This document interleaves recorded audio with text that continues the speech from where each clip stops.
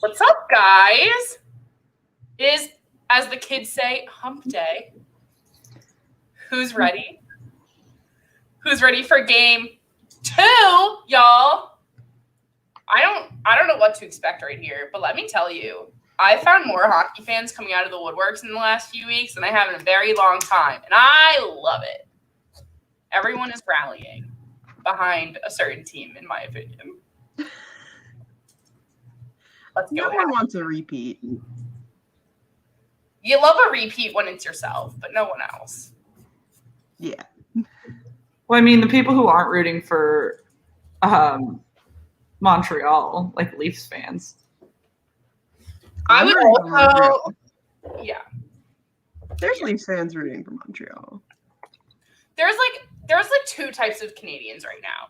There's Canadians who are like, let's root for the Canadian team. But then there's Canadians that are like, I can't root against my own Canadian team. So it's an interesting split, you know? Rough position to be in. But it's fine. Ooh, guys. Who's hyped? Hi, Hunter. Shaggy, what's up? Always lovely to see you. But anyway, guys, what are our predictions for tonight? What are we looking for? What are we expecting? We're still in Tampa Bay with their amazing pregame show. I have decided that the Montreal Canadiens are going to win 4-1 today. Oh, that's specific. That is what I've decided. That is what I'm sticking with. If it happens, then I'll be shocked. But that is my hot take of the day. Put some money on that, Shan. It just sounds. I'm not feeling very lucky this week. I will say that just sounds nice. Doesn't it? It just sounds like it'll keep me awake. It sounds like exciting. I feel like it's going to be a close win for the Habs. Like a good competitive game. But I don't want overtime. Never. No, thank you. You said that right as Alex goes, Habs win 3-2 in OT. I'm sorry. I'm not even considering the possibility of overtime today. Alex is the famous overtime predictor, and it literally before every game just stabs me in the heart a little bit, and I'm like, I can't do this. But I'll take the win for the Habs. That is, I was telling Jenna this, and I can say this openly now because my supervisors know I'm interviewing for a new job, and one of them emailed me to before we chatted and was like, I just need to know, who are you rooting for the cup? And I was like, oh, speak my language, please. It was great. It was funny. Anyway, more hellos to be said. Obviously, we've already thrown shade at Alex, so hello. Moira, always happy to see you. And yes, guys, we have Jenna here this evening, everyone's favorite intern. Jenna, you are in demand from someone in my personal circle. They solely asked for a wallpaper for the Rangers. They were like, I want one of those wallpapers. Can Jenna make me one? And I was like, I will have to see. Should I open commissions? That should be a part of our merch. College student. That'll be part of our. Jenna, stop that. As long as our logo's on it, sure. Deal. But anyway, Humble B. Oh, we got some Tampa fans coming in. Oh, we're dope. Thank you. I think it was Shannon, not sure, but I think either Meg or Shan are going with the Habs. Both Meg and Shan. This is our first agreement of the entire playoffs. I'm pretty sure. That sounds right. No, we were both rooting for the Bruins against the Islanders. That's true. Okay, second agreement.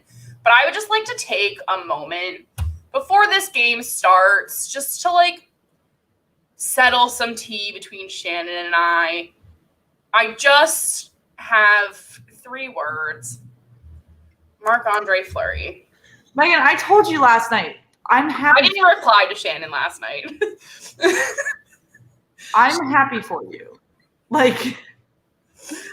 I have nothing against Marc-Andre Fleury. Contrary to your fake news spreading. I'm just keeping it real. Oh, it's Pierre. And Pat. Aw, Maroon. Is he hurt? Did I miss something? Wait a minute. What? Is this before the game? Like, Oh, is this like way before? I'm watching the House of Representatives. I need to turn on hockey.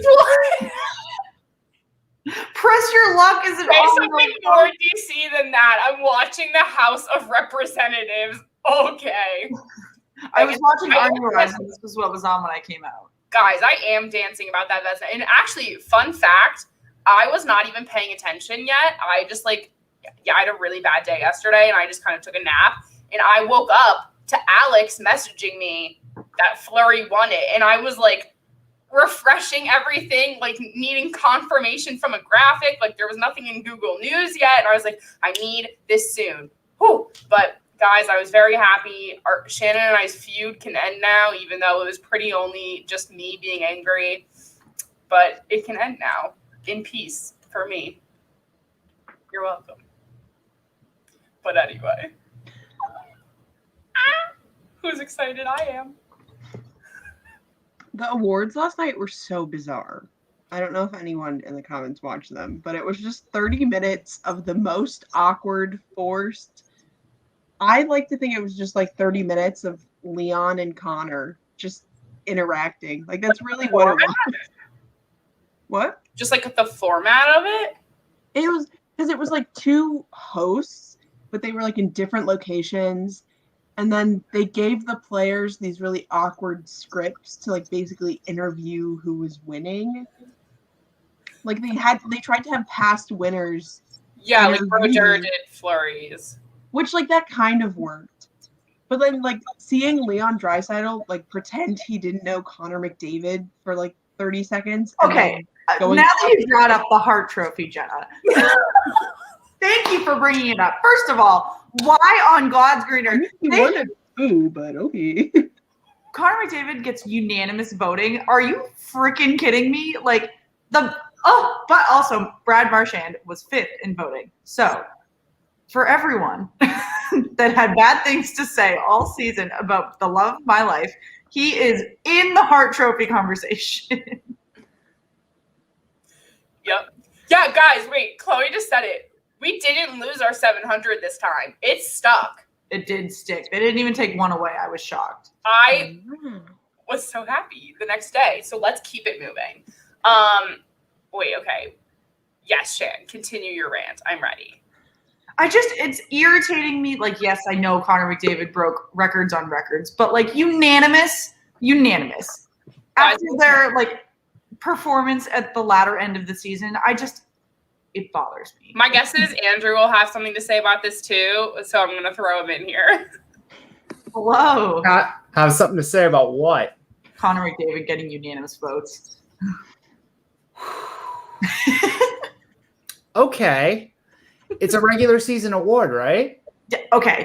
Yes. So that's the only reason I can rationalize it. It's a regular season award. Also, I mean, what other argument is there? Literally, the wording is most valuable for their team. He's If not. Connor McDavid wasn't there, the Edmonton Oilers would be banned from the NHL. Like, If Connor McDavid, the one demoted. if Connor McDavid wasn't there, they would be the case for relegation. That's the word. Thank you. I only know that word because of Ted Lasso. I think it's safe to say that he should just win it always. I don't know why Leon Draisaitl won it last year. I mean, I get why he won it last year. He was. Yeah. That's why I would say that they wouldn't face. Okay, there's no relegation in hockey, but like hypothetically, if there were, I don't think they would because they still. Could you imagine? Hey, hang on. Give me a second there. Could you imagine that? I would love that. Because then we would see some of the chaotic. Like, I want a team who's like now in the ECHL and has one of those like funny ECHL names work their way up. Like if they did that in like baseball and the Savannah Bananas became a real ass team. The Greenville Swamp Rabbits. Thank God. Give it to me. Honestly, I'm in. Yep. The Jacksonville, Florida, the Jacksonville Icemen. I'm here for all of it. This is like when we were trying to guess our like hypothetical teams. Andrew, I don't know if you might have been here for this. When we were trying to be like, okay, this is the team, I would put it here, and I'm going to name it this, of like new teams. I extremely vaguely remember. Yeah. I think we've done this multiple times between me, Shannon, and Jenna.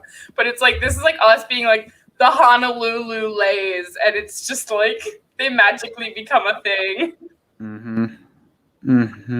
Oh, the Honolulu. Okay, so I'm watching the Sportsnet stream for this game, and apparently during warm-ups, Ben Sherratt skated across the line where Tampa Bay was stretching and gave a little kick to Patrick Maroon and all of his line mates as he was skating across, and Maroon had death in his eyes. So that's how this game's going to start.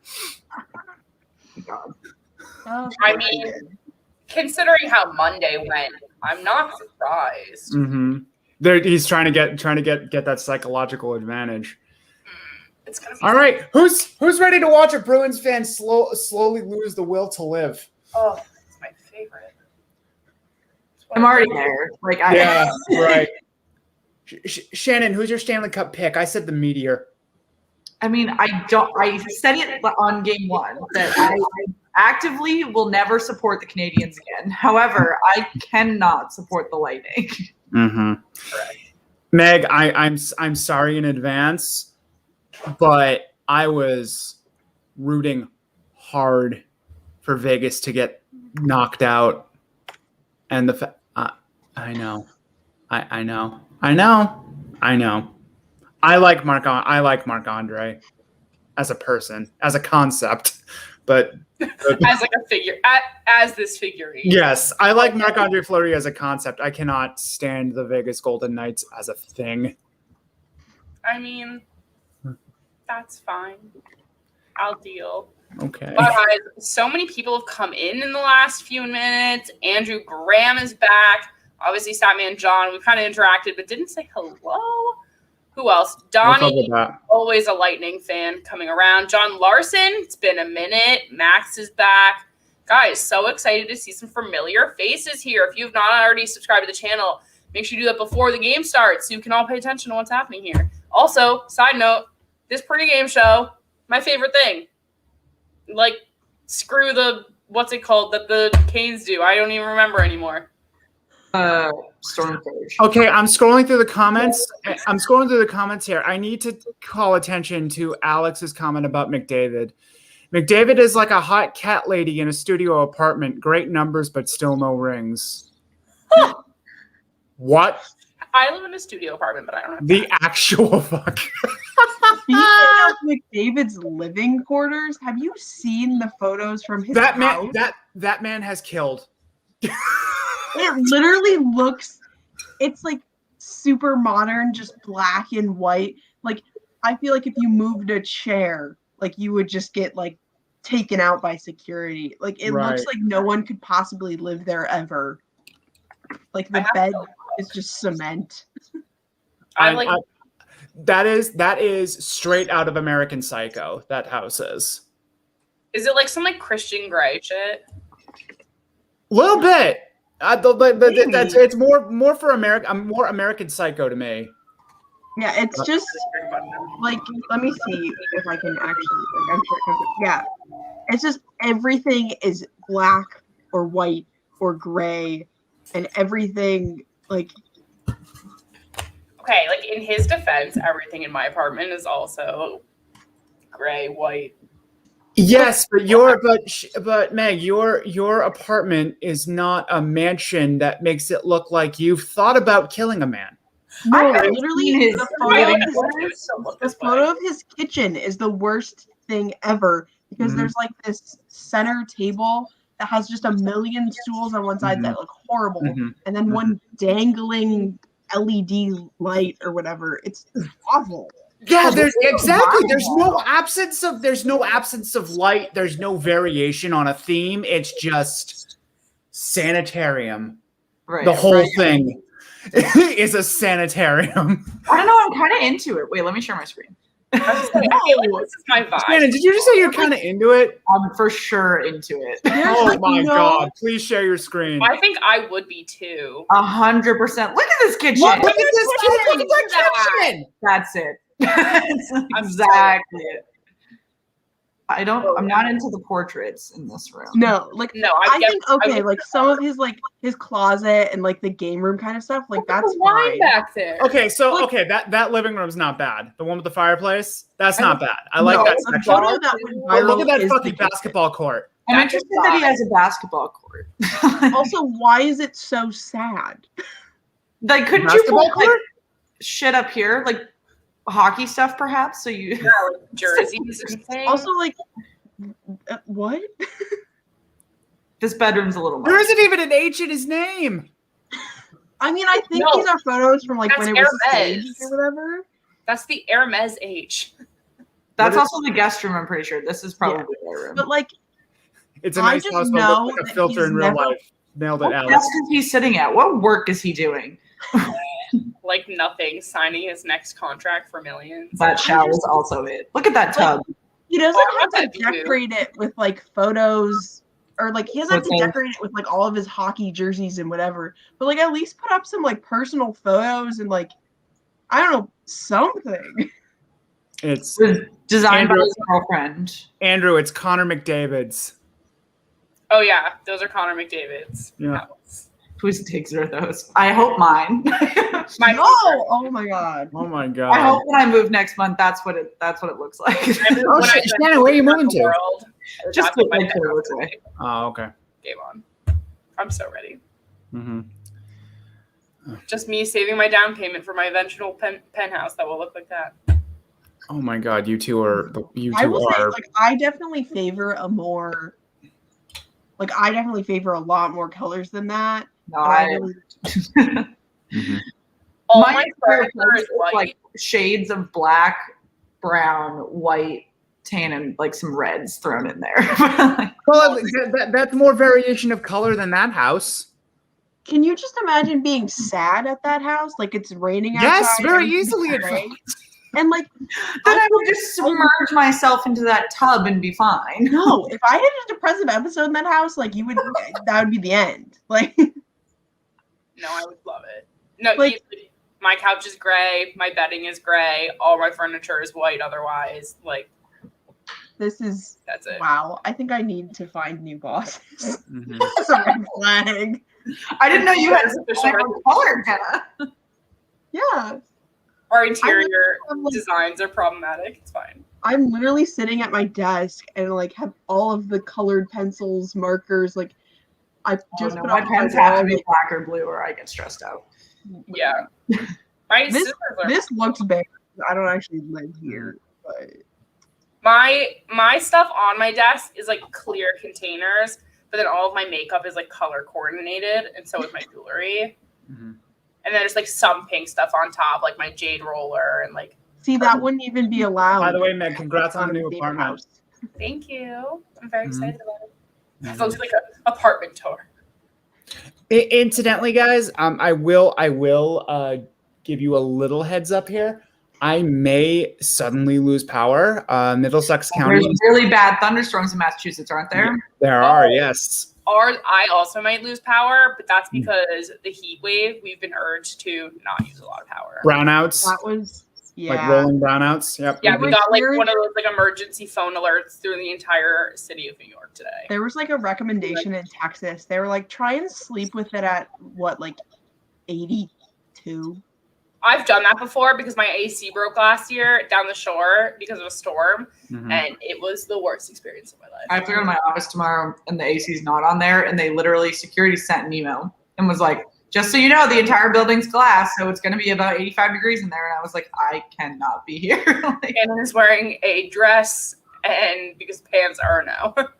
Oh my we God. got puck drop though, folks. Here we go. Shaggy asked about, did you guys see the announcement today where they have that TikTok star who's Oh like, yeah, what's his name? Josh Rogers, Jordan Rogers? No, it's he not. like Josh hangs out with Richardson. Yeah, Bryce he's Hall. like very Josh- loosely connected to Barstool, and that's He has a podcast. he has a with- thing with he has a I had a podcast part. with Dave Portnoy. yeah. I was like, That's wow. His name is Josh Richards. He was part of Sway House. He has a podcast with Barstool. He also has a production company with Mark Wahlberg. A lot of people don't like him though because the NHL hired him to come in as like someone to bridge the gap with the young people, and he's an asshole. Who is he bringing in? Oh, he's a total dink. Like, he's not bridging. I guess he's a personality. They went to an extreme when I said they needed people with personality. Yeah. He might be a smart guy. Like, I will admit I don't know him from Adam, but his association with Portnoy definitely does not give me good vibes. Like, I'll They admit, record all their episodes shirtless. like he's successful on like his social media platforms. Like he's a successful guy. He's And Sure. I admit the NHL needed to find someone with success, but like another white guy. It's fine. I follow him on TikTok, guys. Mm-hmm. Meg, What's his TikTok like, Meg? What's his TikTok like? It like varies. It's like chilled out a lot lately. Mm-hmm. What was it? He's Because like- I'm guessing. Well, he was on like Sway House. They were like the dudes who were like, we work out, like, That's what like they do. more like businessy. Oh, now. so just bro shit. Yeah, but like Yeah, he's okay. gotten better. Meg, I'm so disappointed with the side of TikTok you're on. That's why I'm never amused when she sends me shit. No. The stuff I would send you, I send to Jenna too. And I think Jenna and I have similar things on TikTok with like dogs and animals and stuff. I've never seen a Whenever dog I walk. get dog stuff. I know. I don't send you Sway House things. Please don't. I won't. It's fine, guys. Just let me live. Guys, I'm so different from what you see here every week. This is not who I am in the world. We're not gonna shame you, Meg. It's Promise. fine. We The only won't. person who sees me in real life at this point is Alex because he follows me on my personal Instagram, which just shows that I'm trash and a half. It's I just, think trash and a half. yeah. Is that the new name of the pod? Yeah, I'm trash and Shannon's the half. Oh my But god. Shannon's only trash at night. I'm trash all day long. Shannon being strangely silent. Can't fight it. I'm eating a banana. Oh, okay. You're eating. Wait, What? a banana with a spoon? A banana and peanut butter. I was like, Good that protein. is- I had dinner and I was still starving because I did a really hard workout today, so I need more food. I was so confused.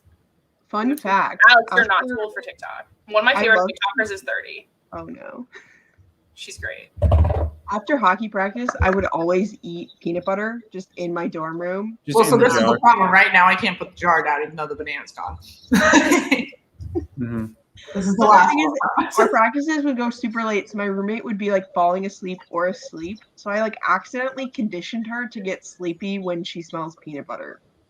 That's funny. So I favorite food. I'm shocked you didn't get it. can I just say I love watching Caulfield in open ice. Oh, Yeah, he 100% didn't agree. have any game one. That kid can fucking scoot. He just had a huge scoring chance. Megan goes, I'm doing the banners. Liar. No, I was making them, not putting them up. Then we got Moira, I just turned 35 last week, which means I feel like I'm going to be dead by next Thursday. well, in the grand scheme of TikTok, it's fine. Listen, you're all old. Hey, you kids and your my ticks and your face talks or whatever it's I called don't now. have TikTok. That's past my Yeah. level of interest. I didn't get Twitter until we started the podcast, actually. Really? Oh, wow. For sports. Shannon tweets for life. Yeah, Moira, your birthday's tomorrow. Happy birthday. Happy birthday, Moira! Yeah. How exciting. Remember, Guys. life starts at 36. Great. Can't wait for my life to begin. Guys, really low shot count so far. We're just about 4 minutes in, or just Yeah, under. they're like they're feeling each other out. The only real big chance was Caulfield's breakaway. Yeah. Yeah. But you can see, like, they're not, like, breaking into fights, but they're definitely getting pushy. Like, there is so much tension. By the time this, like, matchup is over, it's going to be messy. Right. So I have a question for the Bruins fan, and everyone else can chime in here. if the Montreal Canadiens lose this series, is this cup run going to fool them into thinking they're perennial contenders, or do you think Marc Bergevin actually We pulled knows up the score? the division realignments game 1. Mm-hmm. Excuse me, because Megan didn't realize that both of these teams are in the Atlantic Division when they Yes, go back to normal. yep. So I think that says a ton about how the competitiveness is going to change. I mean, they do have Suzuki and Caulfield aren't going anywhere. Like, they have some older guys that they're going to lose, but the core of that team's not going anywhere. Right. What do they do for the coaching? Luke Richardson's coaching right now. I can't imagine they think Dominic Ducharme is the long-term solution. Patrick Waugh is available. That'll be fun if that happens. You don't think Ducharme they're going to hire? I don't think I at first I didn't think so, because they spent the last month of this season getting beat down, and getting Claude Julien was there for. Yeah, Claude Julien was there for the half the season. They had identical records. Ducharme and Julien had identical records. I didn't know I think if they were going to hire him, they would have done it by now. Mm-hmm. No, yeah, so we were talking about that. Well, to be fair, they didn't hire the Stars didn't hire Rick Bowness until after the Cup run. They took off the interim tech after they made the Cup final. Later. What? Like, it's later in the year now. You're getting closer to like big decisions. Right. But that's what I'm saying. It just between when this ends and when the NHL draft and the expansion drafts are, and when the trade market's going to open up, they've got a couple days. So if they don't do it ASAP, also I think Braden Point just got hurt on this play. Mm-hmm.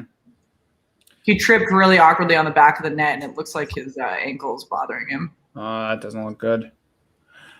John, what do I think of Seattle hiring Dave Haxtell? I made a tweet about that. I said it's like going to an ice cream parlor and ordering a sundae and getting plain yogurt instead. It is the most milquetoast, plainest.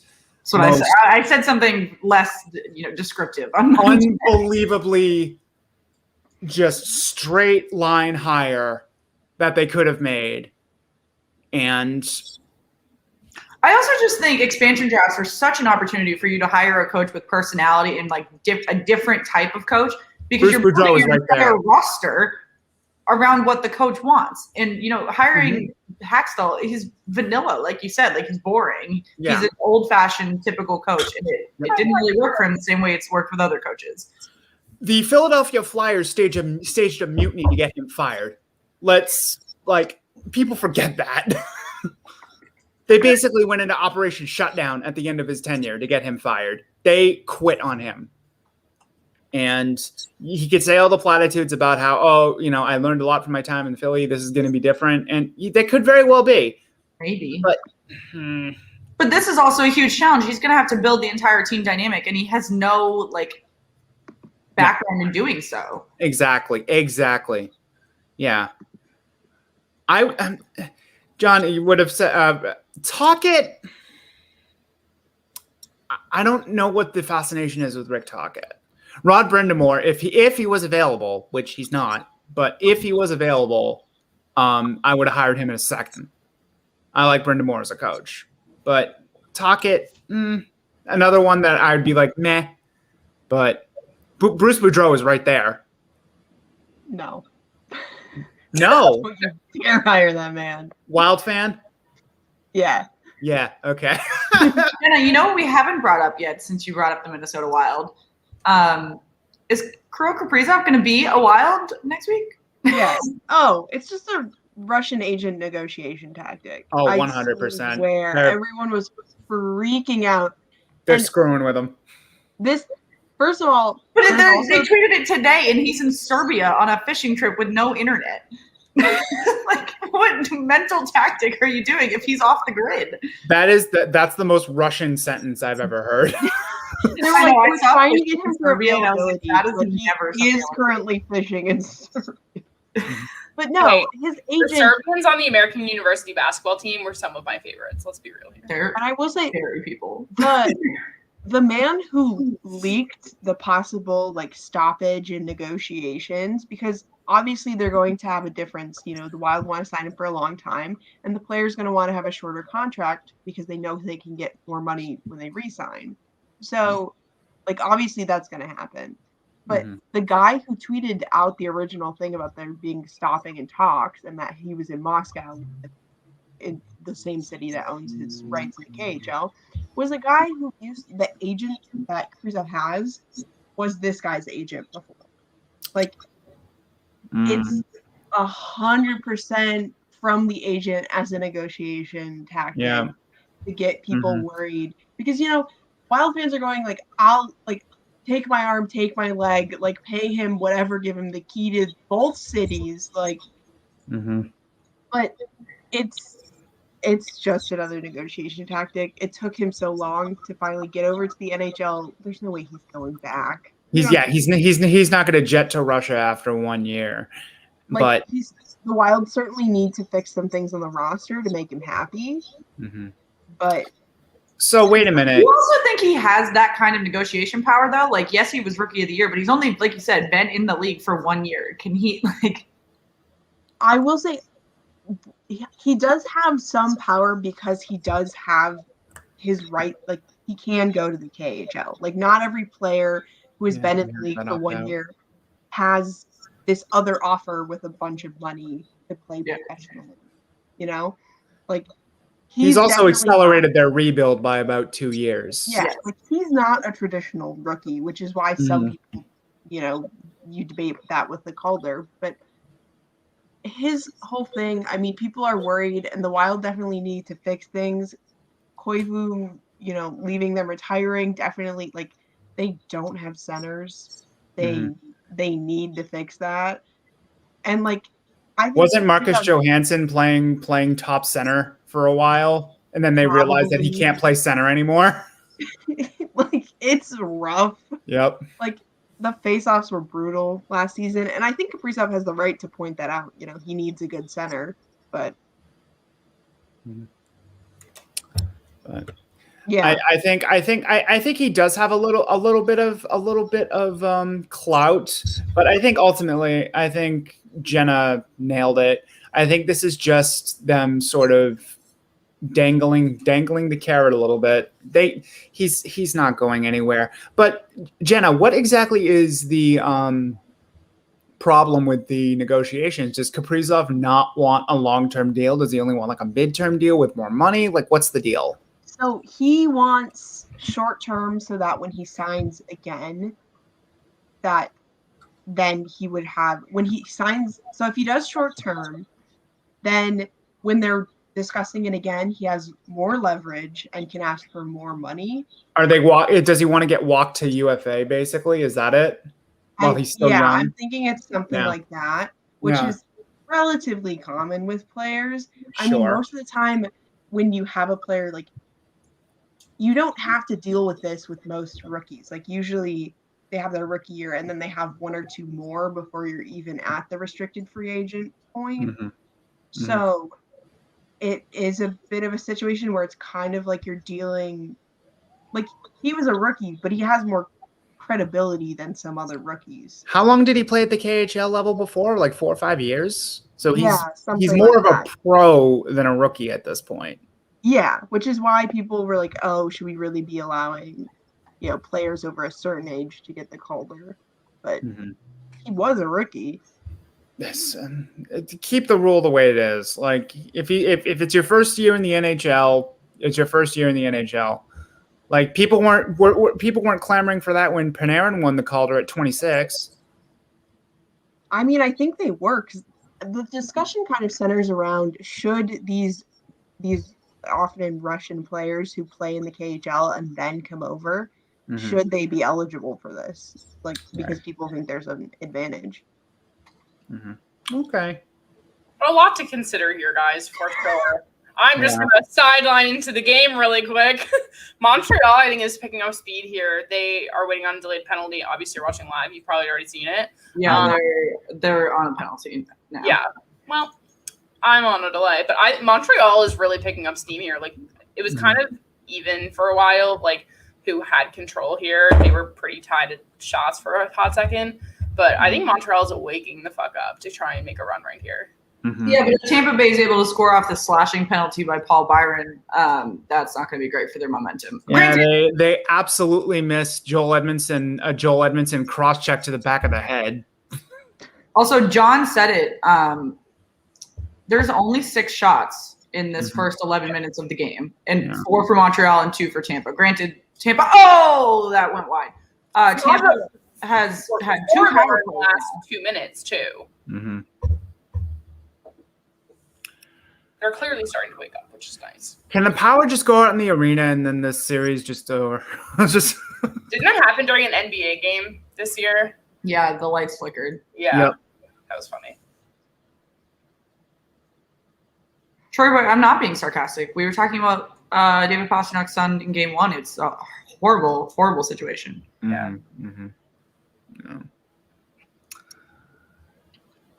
Hey Shane, do you want Vladimir Tarasenko if he gets traded? Because I the just Bruins. Googled his age because I wasn't sure how old he is. He's 29. I mean, the Blues are a really interesting organization because you can never tell who's actually good and who's not. They're like an enigma. And so maybe he'll thrive somewhere else. But also I'm starting to think that he's not going to be a guy that's going to play deep into his 30s. He's had 3 shoulder surgeries in 3 years. Yeah. I passed hard on that one. And the Bruins really, I don't know how much they benefit from getting older players at this point, because they have their core, but they really need to start getting some prospect, like going young, right? Well, they've got That depends on which Bruins fan you talk to. Okay. Some, me, think that you have to load up for this year because of the inordinate amount of cap space that they're in. Yes. You grab you grab a couple of high priced vets and hope for hope for the core. This is for the core. This is for Bergeron. This is for Krejci if he's re-signed. This is for Pasternak. This is for McAvoy. This is for Marchand. This is for all of them. I'm huge into the idea of an Alec Martinez to solidify the top 4. I'm not huge into the idea of trading for somebody who is making almost $8 million and is coming off 3 shoulder surgeries in 3 years. So in the Tarasenko situation, I wouldn't want to see him come here. Oh my goodness, what a chaotic comment. Marchand to Leafs for Morgan Riley. I'm sorry. What? It's not happening, folks. Yeah, it's the name of Jenna's dog. Marchand to the Leafs for Morgan Riley. I know people love to joke that Brad Marchand's going to go to the Leafs, but it simply does not make sense. Like, No. I don't see it. Mm-hmm. With the Tarasenko thing, it sounds like, Kevin, you said the Hurricanes would make sense. I would argue the Knights might make sense too for Tarasenko. That's a thought. The Knights are going to have to Petrangelo's do. there, but only if Petrangelo resigns. The Knights are going to have to do some. The Knights are going to have to do some. there. The Knights are going to have to do some serious cap maneuvering in order to do that. Yeah, that's true. Yeah. Where will Dougie Hamilton go? That's a good question. I mean, it's him signing with Carolina and staying there is not out of the question, but they did give him the opportunity to speak to other teams and sort out a sign and trade without them, you know. What is his deal? What is his deal? Why is he potentially on his 4th team by? I mean, I know part of what his deal is. There's a story about what was the last straw that led to him getting traded from the Bruins. Jenna, do you know this story? I know there's a story. Okay, this might not be the story you're referring to, but the whole thing where like he didn't go to a team event and like went to a museum instead. Nope, No? that's not it. That's not it. There's another one, but I'll tell the story in a minute. But if you are one of the more elite defensemen in the NHL, which Dougie Hamilton is, there is no doubt about that. How are you on your 4th team like this? I mean, that he left Boston because I know there's a story, but like the guys didn't like him. He didn't like it there. Then he went where to Calgary. Calgary, yep. Yeah, and now he's in Carolina. I mean, I I know what the 4th team was. Are you talking about like future team will be Potentially. This will be his Wait, Yes. I count 3. Yeah. But Calgary, I mean, has had a lot of locker room issues in terms of retaining players for years now. So, I mean, I don't know if I 100% blame him for that. This one doesn't necessarily make sense. Like, I don't know why he would leave Carolina and not stay there. Is it a Tom Dundon issue? Because he's notoriously very tight-fisted with money. Maybe. Like, I'm not sure what the motive is. There hasn't been any sort of like gossip that he doesn't get along with the team or the players. Mm-hmm. No. And he's very well liked by the fans in Carolina. So Yeah, I was gonna say, if there was that they team, named the pig after him, didn't they? yes, they did. I Okay, will say, so- like, them allowing him to talk to other teams Mhm. doesn't necessarily mean anything. yeah. But if I'm Don Waddell, I'm not doing that. He is an absolute stud. You know, regardless of personal feelings about him, like the dude Yeah, can play. Kevin brings up a point that apparently he has a bad attitude in the locker room, and that's like a pattern. Yeah. Oh, okay. So here's the story that was the last straw that led to him getting traded from Boston. So back in the day, I think this was 2014, I believe. 98.5, the Sports Hub, the local radio station, did bumpers for between the programs, and it's hi, this is Brad Marchand, this is Patrice Bergeron, and you're listening to 98.5, the Sports Hub, blah blah blah blah blah. Dougie Hamilton did not want to do a bumper, even though he was asked, and they needed to fill one more, so they had Brad Marchand do Dougie Hamilton's bumper. Brad Marchand did a Dougie Hamilton impression, which was, "Hi, I'm Dougie Hamilton, and you're listening to 98.5, the Sports Hub." And that apparently pissed Dougie off so much that he requested he be traded. I mean, He felt embarrassed. that happened. What? I mean, that shouldn't have happened. That shouldn't have happened, but some fucking moron at 98.5 decided, oh, this would be funny. There's gotta be some underlying stuff there. There's many players with, like, a lot of players who have left Boston. Like, there's just drama. Oh, bye, Shan. It happens like 3 times every time I'm here, so I don't know how often it happens. Every time I'm here, she dumps off at least 3 or 4 times. So Well, when it's just me and Shan, we leave her camera up and I just talk for a while. Mhm. But like, guys, sitting here for 3 hours, sometimes you gotta goodness. go. What is this happening right now with Gal? Oh, that's a replay. No, Okay, I that's was from- like, wait a minute. Mhm, mhm, mhm. Again? Oh my gosh. We're in the Matrix. the simulation's wigged out. Literally. Oh, guys. Still a low shooting game. It's kind of, I don't know. It just like kind of loses me. Like, I expect more at this point, but is what it is. The one thing I will say about the final is I always expect, like, when I do my bracket, I expect the final to be crazy and high scoring. But when you get down to these like 2 teams and everything is at stake, like, yeah, there's physicality, but it's pretty low scoring for the most part, and it's pretty, like, it's not necessarily the most fun hockey of the playoffs like you think it would be. So I don't expect it to be high scoring, but I do expect high shot count. Mhm. Because like, if you're not taking opportunities, then what the fuck are you doing? Right, exactly. You have to. I don't know. We'll see. Mhm. Also, like, kind of been like low penalty, which I don't think is a function of the game they've been playing. It's a function of the reffing. Mhm. Just below Shannon. Like I said, they missed it. They missed a very clear back of the head cross check by Edmondson. Shannon's been up there talking to herself and she got that. It's fine. It's fine. I was going to say they've already had 2 penalties in this period, and in game 1 they didn't have a penalty at all until 15 minutes into the period. So I mean, there's more. I don't know if I'm not saying much. But you can't they can't overcall the way they were at the beginning of the playoffs in the Stanley Cup Final. They will, first of all, it'll butcher views. Second, they'll get absolutely accosted for Whoa. the heavy game. Wow. Okay, they are definitely letting them play. Yeah. Edmonton's going to try to kill somebody by the end of this game. Yeah. if you go in with the expectation that the refs aren't going to call anything, then you just get pleasantly surprised when they do. Right. I just want the reffing to be competent. Like, please. Did you see Bettman's statement on the reffing? What's it? Well, to be fair, what's he going to say? Yeah, actually, our reffing's been fucking terrible. The best refs in the world.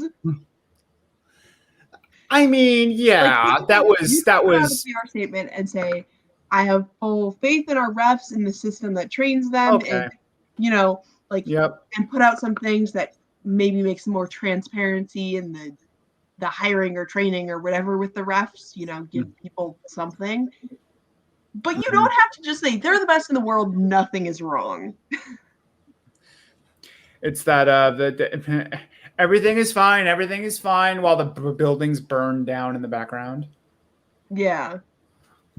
So, but I get what you're saying, but I also kind of understand why Bettman was a little hyperbolic there, because I think because you got to remember Bettman is a lawyer by trade, so any sort of thing that could be construed as not having full faith in the refs is going to start a whole new cycle, and he knows that. Everyone seems to think that Bettman's dumb. He's not dumb. He's very, very intelligent. He may not make the best decisions, but he's not stupid. Yeah, I mean, that's why he's been giving the same quote on women's hockey for year after year after year, saying that the NHL will support women's hockey once they have one league or if they do a league with the NHL, which is just blatantly false, because when there was one league, 100%. That's my biggest problem with Gary Bettman is he's a mealy-mouthed lawyer. He's a lawyer. He's not a sports guy. He is a law guy. And that is a lawyer answer. It protects any sort of it covers your own ass without it, while making it sound like you're saying something when you're really not. Agreed. Mm-hmm. But that's like the commissioner role. Let's be real. This is our second stream in a row talking about Bettman, and I just this is the commissioner vibe. Like, no one's ever going to be happy. Like, it just is what it is. It's what you see. But you do have the Bettman supporter group of he saved us, but also is the NHL really saved at this point? Is the NHL really what? Saved. Because he helped them through the lockout. That's why a lot of people like him. Well, it's one of those things where it's to me, for the lockout thing, it's one of those things where you take a hammer and you smash a phone and, oh shit, the phone's broken. And then you put it back together and say, look what I did. You know what I mean? It's like, you broke the fucking phone. Why should we praise you when you fixed it? You know what I mean? He kind of caused those issues. But Jenna, any thoughts on the comment? I will say that the Bachelor franchise is something that I can only handle once a week. So Truth. Except for Paradise, I can handle that any day. Okay. It gets so exhausting when it's on 2 days a week. I'm sure. I just watch it the day after the second day, and I just binge it on Hulu, so it's fine for me. Also, Eric has asked a couple times about the NHL expanding to Houston. I know everyone wants the NHL in Houston, except for no one actually does. Really? Why? I mean, where do you expand next then? Kansas City. Like, yeah, I mean, Kansas I think there are great opportunities. Like, I think there are some areas you could really go in the Midwest where people are hockey fans but don't necessarily have a loyalty. I think you could get creative with that. But Texas already has one team, and they barely support that team. As someone, I'm currently living outside of Houston. They have one hockey rink, and it's the one that used to be the Houston Aeros, which was the AHL team that used to be the farm team for the Wild. And that rink is so old, and I just don't think I get the whole expanding to southern states or expanding to non-traditional markets, but Texas having two teams when they can't even people don't even like. Nowhere outside of Dallas do you even really hear about the Stars at all. Like, there's no demand. Like, the fan base isn't huge enough that they need another team. Like, maybe focus on getting fans to Dallas before you talk about Houston. Alex, this is a really good point that, yeah, they can move teams, and that's probably where they should be focusing with 32 teams in the league already. But is Arizona the most doomed one in the league right now? I can't wrap my head around that. Like, the Devils there's no way they fill the Prudential Center for 82. Thank you. I've been wanting the Devils to move to be the Kansas City Scouts again for years. My thing with Arizona is, and I might be biased, but the stuff I've seen with the growth of hockey in Arizona, like, it seems like there's something happening there. But is it in spite of the team? Yeah, but do you give up on having that growth when, like, Austin Matthews being drafted first overall, like, that was huge for Arizona. Like, I think, like, having potentially NHL players coming out of that state is reasonable. I don't know if you leave that state yet. Moira, I forgot you're a Devils fan. I'm so sorry. But what I struggle with is that there's already multiple New York teams. And that's mine. The Devils are not a New York team. They're all New Jersey fans. Metropolitan team. How about that? New Jersey fans are like Connecticut fans. They have to pick either New York or Boston. Why do we have to pick New York? What? It's like the only real New Jersey team. And how is it doing? I mean, not great, but whose fault is that? It's not you don't even root for the Devils, and you're from New Jersey. So it's not the fucking state's fault. I don't know if New Jersey. I'm not completely sold on the relocation versus expansion thing, because we're at like a perfect number though. Like 32 is you have 4 divisions, 8 teams. Like I don't know. I mean, my thing is like. I mean, I look at the Golden Knights expansion and I say, look how well it went. A lot of people say also a bad high stick from Ryan McDonough that's going to put Montreal on the even play. I think he might have knocked it. No, it's on 4-on-4. Yeah, so even play is in 4-on-4. That is something off. Dano looked like he got shot. That's several things from his face going flying. I don't think Florida is. Apparently. With what? I think especially especially with Tampa, you could make a case for Sunrise. Miami. But with Tampa, I think Tampa has a base now. Alex, do you mean Florida as in Florida Panthers? Florida means or Florida on the general. They don't have good attendance. Yeah, because Florida doesn't have the Panthers don't have good attendance because their arena is in a city that is, I believe, has a population of less than 5,000 people. It's like not even Miami proper. Not that old. Play in the American Airlines Arena. Like, come on. Ottawa, the Islanders. That's interesting. It ended up being 4-on-3. Yeah, because there was equal roughing calls, I think. Okay. Yeah. I don't know. It's a confusing situation.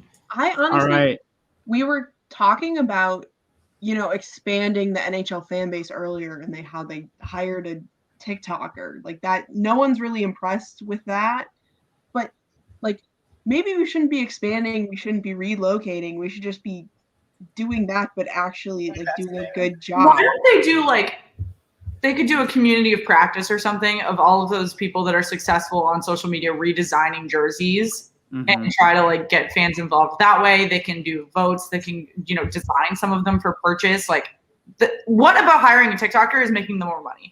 But the youth and the youth. Think of the youth, Shannon. I kind of want to back that up. I mean, the fan base.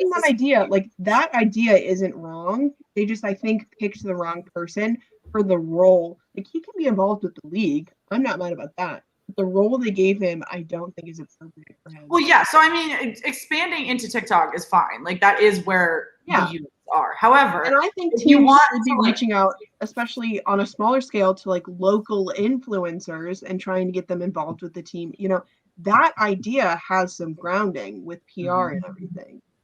You know, that's the kind of stuff I'm studying. breakaway by Tampa Bay. But the fact that every time they try and do something like that, they always mess up. Mm-hmm. Yeah, because their marketing team sucks. I mean, like, no offense, but like, kind of offense intended.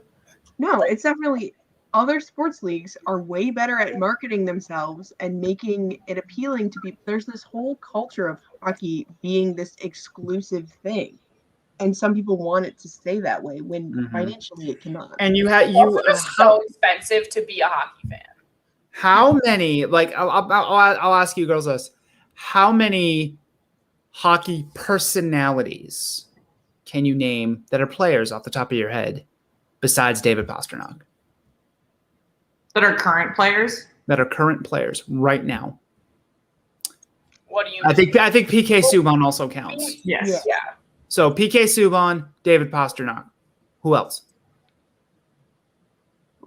They do not do wide scale personalities, and part of that is the kind of player. And I will say, it's the culture. If that's the image they want, fine. But then do local stuff. You know, I want to see, like, I think the Minnesota Wild do, like, one of the things that they do is that community outreach stuff and having like Zach Parise and Ryan Suter super involved, like people who don't State of hockey. Yeah. Yeah. So I think other teams should be, you know, they don't have to make them go on like national campaigns or whatever, but maybe like stop in a school and read a book to kids. I mean, do that. Like the Bruins do that, but their social media and their marketing horrendous. It is. Yeah, it's very all of the old teams are so stuck in their ways with their social media, where it's like the same posts over and over and over again. Like you have to rebrand. You know, each season should have a different something. Yeah, let's rebrand season 2, guys. Let's get a different shade of teal. We already used like a billion shades of teal. Oh, we really need to pick one. I will say there are 3 shades of teal that are like the automatic ones on Canva. I do just use those 3. So if you want to pick those 3, I personally I love the shade of teal, and I love the shade of teal that you guys use. Wait, guys. Also, Andrew Graham is from London in Canada, not like London, England. Just to be specific. Oh yeah, because his profile, his avatar is the England's flag. So I was like a little. Which is interesting because it was Germany last stream, and they were playing each other. Alex, teal is a solid color, which is why I love the hockey jerseys. Oh, it's over here. Wait. And I do like from a branding standpoint how it's not, because so much in hockey, like I just want a purple team. My birthday was last week. Hint, hint. We're gonna do an order in the off season again. Yes, that will never happen because I want one so bad. That so they're so nice. I want one so bad. Number 44. Germany lost, so. Yeah, guys, we're in the first intermission of this game. It has been a slow one, if you haven't noticed. This has not been an exciting game. We haven't really been talking much about the game. There's nothing to talk about. I'm watching it. No, I was like, should we be talking about it more? But Meg, I want that. I want it. The discussions we've been having were good. Also, okay, like the ombre on there, like, okay, teams have done that before, but it's considered like a revolutionary thing in hockey. So Wait, yeah, what did it in their reverse retro, and everyone was like, "Oh my god, this is so ugly," and I was like, "It doesn't look that bad." Like, wait, what is? Back up. What is? The gradient. The gradient. The gradient's dope. That's that I love Vancouver's version of it. That's what I just was saying. Yeah, let me pull it up. If they want new fans, they better get used to gradient. Like it's the wave of the future 10 years ago. My hockey closet is right next to my desk. Hockey. So now, shut up, John. I know. I wish I had a hockey closet. I bought Me like too. 2 jerseys last year, and I was like, okay, this is great, guys. Look at that jersey. Hello? That is beautiful. That is a beautiful jersey. Yeah, I would for sure buy this. Yeah.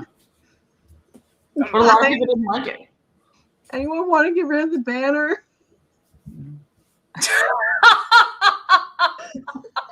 Wait, what happened?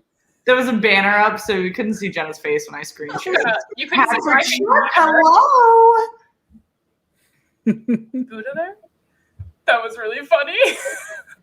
Yeah, Megan, I thought you were building a hockey wall. I want it to be this wall. Here. Are you gonna get one of the goal things to put on your hockey wall? That's on my birthday list. Okay. But I don't know where I would want to put it because I want it to like actually go off. I have in the place we're moving one of the rooms. Like I'm gonna work from home most of the time, so I'm gonna have like a separate area to work and a separate area to stream where I can make a whole wall because I can't do my job with like Bruins Funko people behind me. No, I so can. My Funkos they actually sit in front of my TV. My decor is so, it just screams me. It's ridiculous. But I just have like a Fleury and Crosby. They sit in like the TV stand with some candles and like some fun smelling stuff and like other drinking paraphernalia. Like I have like shot glasses and like tasting cups and stuff like everywhere. This just sounds like what you need to summon Meg. Yeah. Andrew, what's the closest NHL team to Saskatchewan? Because that's one of the provinces or regions in Canada that I'm always surprised doesn't have. Alberta, I believe. I have to admit, I'm very rusty on my Canada. I'll ask our good geographic. Because people want a team in Saskatoon, right? Yeah. The Blues almost moved there. Their main sport there, when I was there, it seemed like it was their Canadian football team. CFL in Saskatoon, it's CFL, and then their junior hockey is massive there. Oh yeah, for sure. Totally support a team. A new team in Canada could really be revolutionary, I think. Would you put one in Quebec? Yes.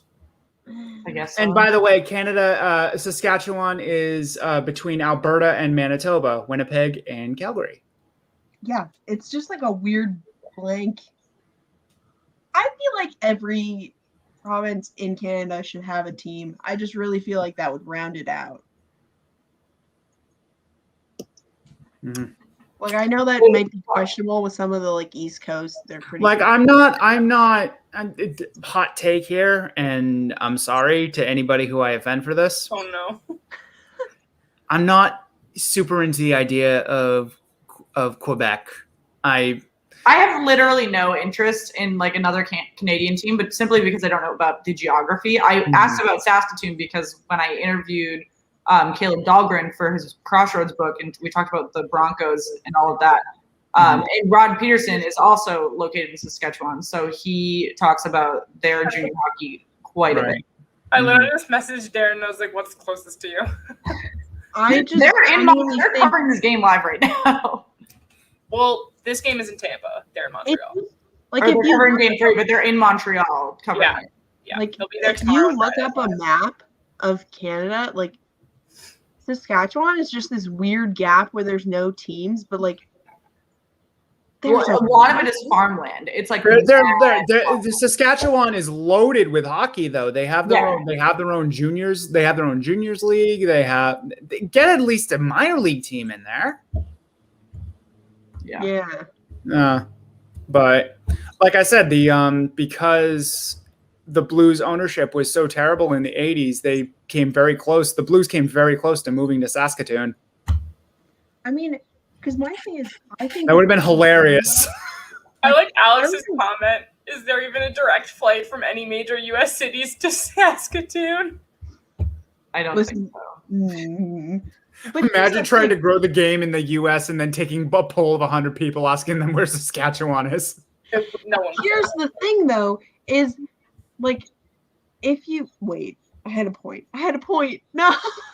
No. We lost it. Wait. Someone, give me a second. Oh yeah. Okay. Dude. All the teams in Canada are like hella old, or they were somewhere else. But the franchise is old. Like they all act like this historic teams. And if you're a non-traditional fan, you're getting into hockey later in life. All of the Canadian teams are super intimidating.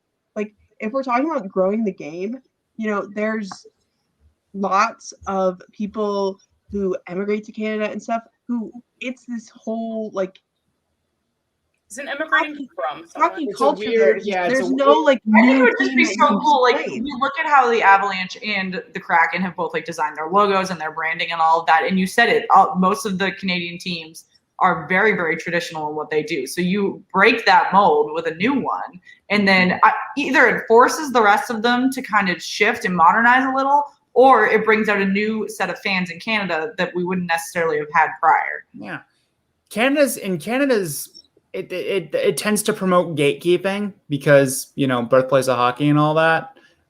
Which that's another point for it being super Says the intimidating country for where their somebody new. national sport is lacrosse. Okay. They have a really big professional lacrosse league up there though that I was not aware of. Oh yeah. Professional lacrosse If is they growing. didn't, then it would even be a better joke. Mm-hmm. But John, let's not give Atlanta another try. We've already tried it twice.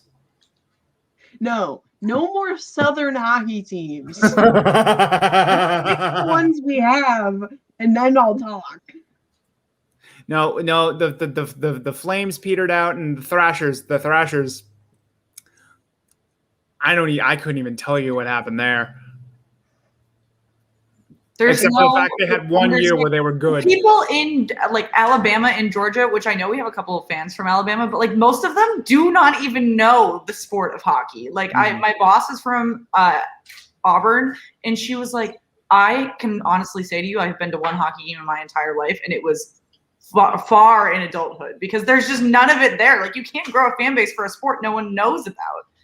Yeah, I will say one of the things that I think does work in the South is, so my roommate at college, she is from South Carolina, and they have the Stingrays. So when you have like ECHL or maybe AHL teams that are small, really part of the community, it doesn't have to be a huge city, that can get people into hockey. But That's South Carolina, right?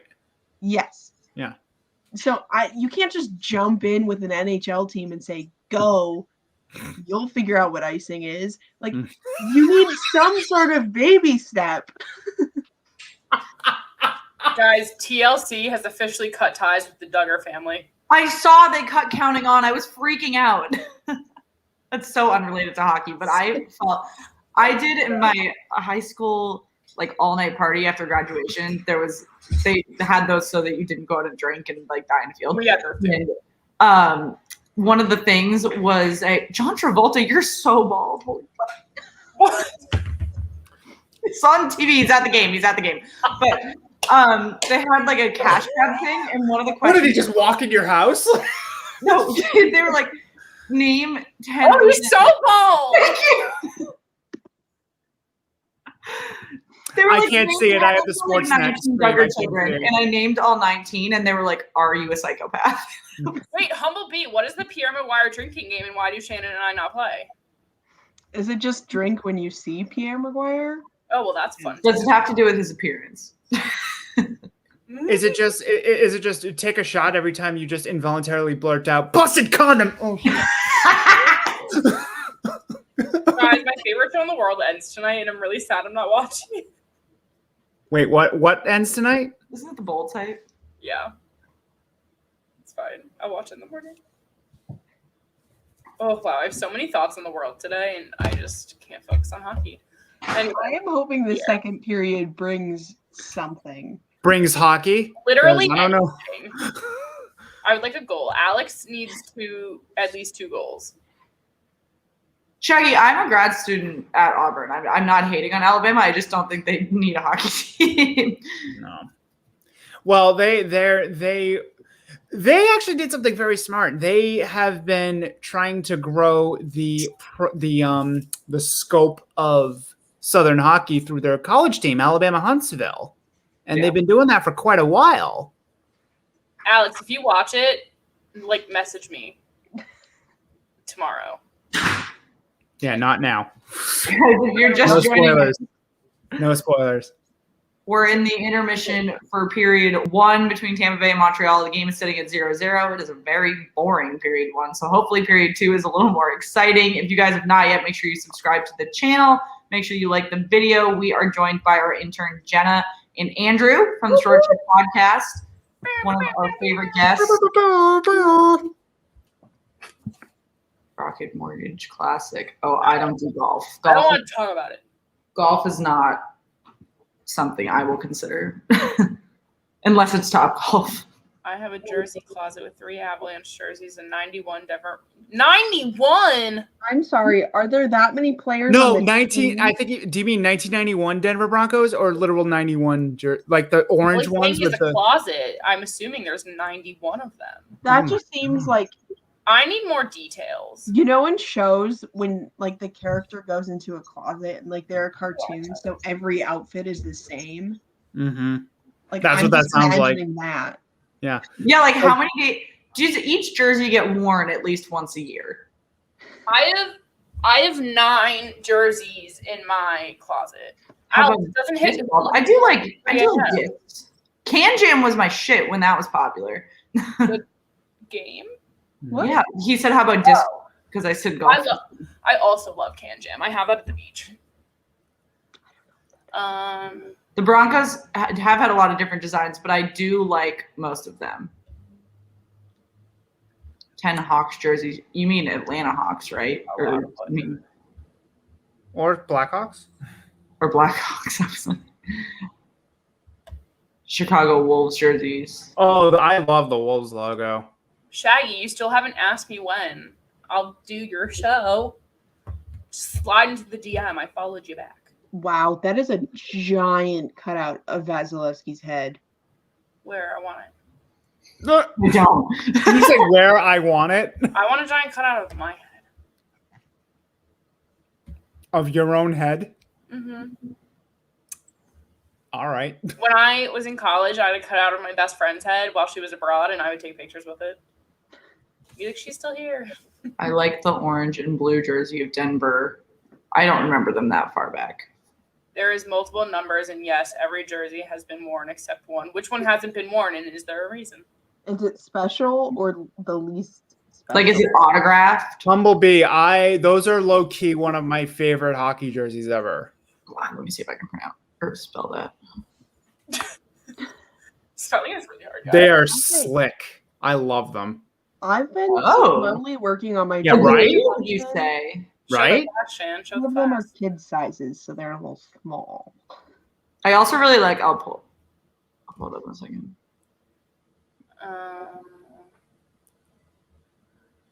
1977. I wasn't even. Yeah, see, I would love it. I would love that jersey. The not the typeface one, but the one on the far left, the black and red. I love that color color scheme. With the gradient, that's right. Damn. I also love the oceanic. Speaking of the Q. Yeah, I was gonna say there's a QMJHL jersey that I really like. Most of them are good. Most of them are really good. I always forget. Alex, if you get a Boston University D1 jersey, it can be club and D1 because we just wear their old ones. So 2-for-1 deal. Twofer. I love a good twofer. Guys, I'm gonna get a Boston University hockey jersey and put Jenna's name on the back. I don't even have the name on the back of mine. Do it. Well, my game. You won't. Challenge me, I dare you. I'm in, guys. Fight me. That's basically what the same energy. Fight me. Last time, boxing gloves in the closet. Last time I had like 4 friends come to a game, and my coach didn't put me on the ice at all. John, did you ever see what was supposed to be the Nordiques jersey if they had stayed in Quebec? They had like a new logo in New Jersey and everything, but they moved to Colorado. These are the ones that I was thinking of that I couldn't remember. Oh, the battalion? Yeah. What? Sound, yeah. Whoa. That They're was so pretty cool. Mm-hmm. I don't know about that. No, I think the dude out front, looking out front, is super goofy, but I like the color scheme. I like the details in the jersey itself. I will say that that's a green that I haven't seen. Like, I just want teams to use different colors. Alex, yes, those are awful. Which ones? Have you guys seen the St. Talking Louis about what was jersey? supposed to be the new Nordiques logo before they moved to Colorado. Yeah. It looks like a dog slowly transitioning into having rabies. Oh, Avatar Like the animal autograph jersey. That makes sense. I wouldn't want to wear it. You're echoing so much. Mm-hmm. But There you go. yeah. Period 2 has begun. We've got a minute of a power play for Montreal after a few guys went to the penalty box at the end of that period. Montreal is outshooting Tampa 14-6, which is a stark contrast to game 1 where Montreal barely hit 20 shots. So they are well on their way to a more productive game. It does not feel like 14 shots for Montreal. I know we didn't really watch the first. I I think there's some weird scorekeeping going on, if I'm being completely honest. I do love how that Colorado and Vegas are just known for having specific stats that they just keep wrong. Alex, what about the 96-97 Blues jersey that Mike Keenan hated so much that he vetoed? Is that the trumpet one where they like Yes, it and they were like, no. Those are my favorite bad jerseys of all time. Wait, 1997 Blues. Yep. Yes. Those are my favorite bad jerseys of all time. Here's the thing, though. Having a trumpet on there would be iconic. And I say that as a former band kid who played trumpet. A little bias there? I played Okay, what else are you going to put on it? A French horn? Yeah, duh. You could put a saxophone on it. I played saxophone. I just feel like a trumpet's a better. I can't find this damn jersey. Trumpets, a there jersey. you go. Which one are you looking for, Shan? The trumpet one. Tussle. Let's tussle. Oh, I found it. That is. You found it? Yeah. That's bold. That's kind of messed up. They didn't do that for their alternate jersey or their reverse retro. Excuse me. Keenan hated it so much that he said he said, if my team is wearing those, I quit. Listen, crazy. I would rather have ugly jerseys than boring jerseys. Mm-hmm. Thank you. I would wear bright purple, pink, as long as it looks cool, than like the boring ass blue and with a lightning bolt on it and no other color. I will say the lightning stripe on the pants is the only good thing. The only good thing about it. Yeah. I can't believe I said pants. Breezers. They're breezers. I'm so sorry. To myself. Mm-hmm. What? Jenna, do we have any fun facts prepared for today? Oh, yeah, there were requests for fun facts. We are 2 minutes into this period, folks. Montreal was not able to capitalize on their power play. So now we have 15 shots to 6. Tampa Bay has yet to shoot in period 2. Fun fact, the reason that people in Minnesota call them breezers instead of hockey pants, which is a horrible name for them, is because an early hockey gear manufacturer called them breezers. And this manufacturer was centered in Minnesota and sold gear to the surrounding region, but no further east.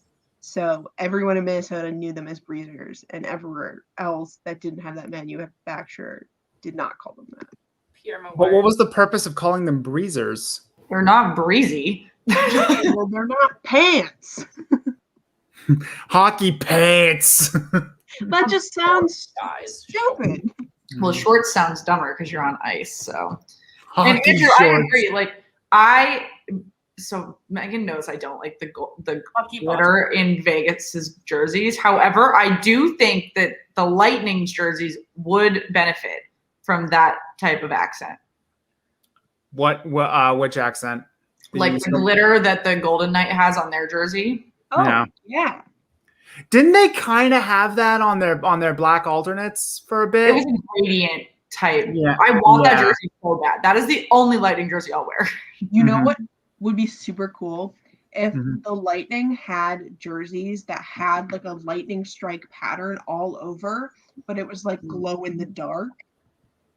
So when they did They like, were like dark- what's it called? The same way they print this out when you can like print things on the jersey and then stitch it on afterward. sure. Like I just want when they do like dark Sublimated. or That's what something, it's called. like there should be a design like all over, and then Mhm. while they're playing, they can have like the classic look, whatever. John the No, motorist. What? Oh, Alex has that, or I think Alex has that jersey. The motorist jersey. Is that your lead? What was the question? Stars had the worst modern jerseys. Their 2003, 2006 third jersey. The constellation that looked like a uterus and a cow. So arguably they have the best modern jersey. I don't know what you're talking No, about. no. Not the roller rink jerseys. Talking about the 2003, 2006 constellation that looked like a Yeah. bull. Scooters. No Yeah. feminist. You like those? I Yeah, love them. one of our friends, Jeff. Oh she was saying- no, Jenna, no, Listen, no, Jenna. I want them, those jerseys, them to say, yeah, it is a uterus. And then keep wearing them. Right. Like, lean into it. Okay. I get that. I get that. Revolutionary. Yeah. It's the worst, but all right. I'm not a huge fan of the roller rink jerseys. But y'all seem to love them, so That's happening here is wild to me. I've clearly not studied enough. We have not had a shot in 3 minutes, folks. We are now 5 minutes into period 2. We're still sitting at 15-6. this legitimately feels like a regular season game in January right now. A bad regular season. I game. will say, like, this is the kind of game that if I was watching it by myself, like, I would just turn off. You change the channel. I would, like, wait for a score notification and then, like, go back and see what's up. You know? Right. So this is the only thing you watch it. I feel that. Man, watching Caulfield go down the half wall, dip his shoulder, and just jet. Like, how did that kid last until the 15th pick? Besides being 5'2". That's so rough. I didn't even realize that. That's literally the only reason. Damn. There's like, the Wild's draft tactic used to literally be whichever. It seemed like they would just pick whichever guy was tallest, who was free at the time. Like teams, that their one flaw with drafting is that they value height way more than they need to with hockey the way it is right now. Mm-hmm. Like, yeah, you need a tall guy to, like, if Caulfield gets in trouble or something, but you don't need the whole roster to be like 6'8". Like this has been 6'8". this has been a huge debate among Bruins fans now because now we're watching two teams with very large defense cores battle it out in the Cup final. Like, are we still moving towards a faster, quicker, shorter game, or have we moved a little bit backwards? And do we need an entire defensive size? Because Maybe. I don't know the answer to that. Yeah. I will say it seems like I've seen players get drafted where it's a tall player who his scouting report says he needs to work on skating, get drafted over a guy who's scouting, he's like 5'11", so not even that short. And they're like, and has, they say excellent stick handling, fastest guy on his team. Yeah. But he goes later in the draft because he doesn't have a 6 in his height. Yeah, right. That's how I do my drafting too. It's fine.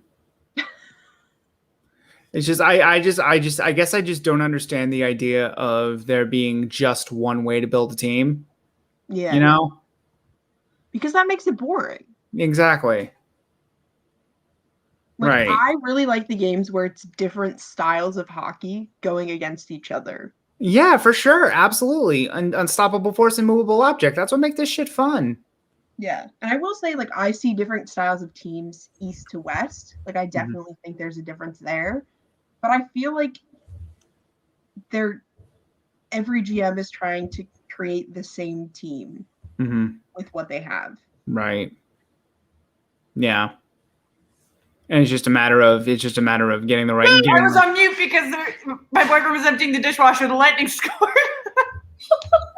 I saw it. I literally looked up from what I was texting. I was like, shit, I freaked out about something. No, Sorelli scored. It's 1-0.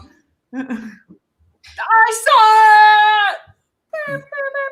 I wonder if my neighbors hate me. Wow. Okay, so do the Habs answer back, or do we just get lulled back to sleep? What? What? What? Yes, Oh, I think they will answer. yeah.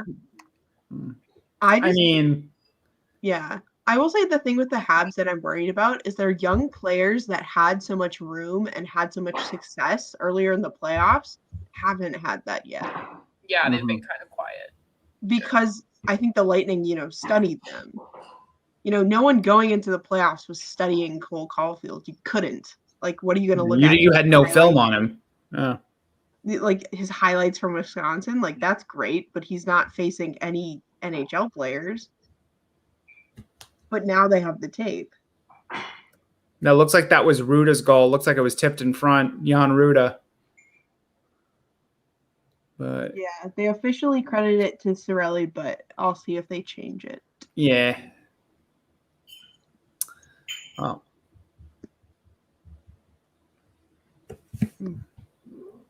But as a Bruins fan, this is making me sad. Do I root for the team that blatantly cheated the salary cap all year, or do I root for the historical blood rival? Listen, there's no rivalry right now. There's really not. That the rivalry is more with the Maple Leafs right now. Yeah, like be I honest. would say, like my thing with rooting for the Habs is I think they're the more fun team to watch. I really like the young guys they have. I still don't like some of the guys on the roster, but that's true of any roster. And no one wants a repeat from the Lightning when they just cheated the salary cap. And even before that, they signed all their stars to, I hate them because they're good, is the thing. So here's kind of the $1 million question here. Do you blame the Lightning for being able to pull all of this shenaniganery off? Or do you blame the general managers for not having the sack to offer sheet at least one of them? Chernak, Sergachev, Starelli. They all could have been had. You did nothing. That's fair. I don't know. And I also feel like totally biased as a Leafs fan. Like, the Leafs do get away with stuff with the cap. They do, 100%. Yeah. And any team should. It's technically allowed. Yeah, Like, you get a 10% buffer. Yeah. And my thing though is I've seen the Leafs I think it was before the bubble, they had refs at practice, and then the whole league was like, you're cheating, that's horrible, that's I just would like to see more anger at the Lightning for what they've done. I'd like to see more anger for the Lightning of what they've done, and I'd like to see. Okay, if this has really shown me anything, I would like to see general managers not treat it like a fraternity anymore. You guys are in competition with each other. Well, that's Act like it. Ratty, though. I think that's the main thing. I think that's the main bit with me is they that have essentially a retreat where they talk about the rules and such. Yeah, they go to freaking Winter Haven or whatever, to some giant ass ballroom in a Marriott and just shoot the shit for 3 days.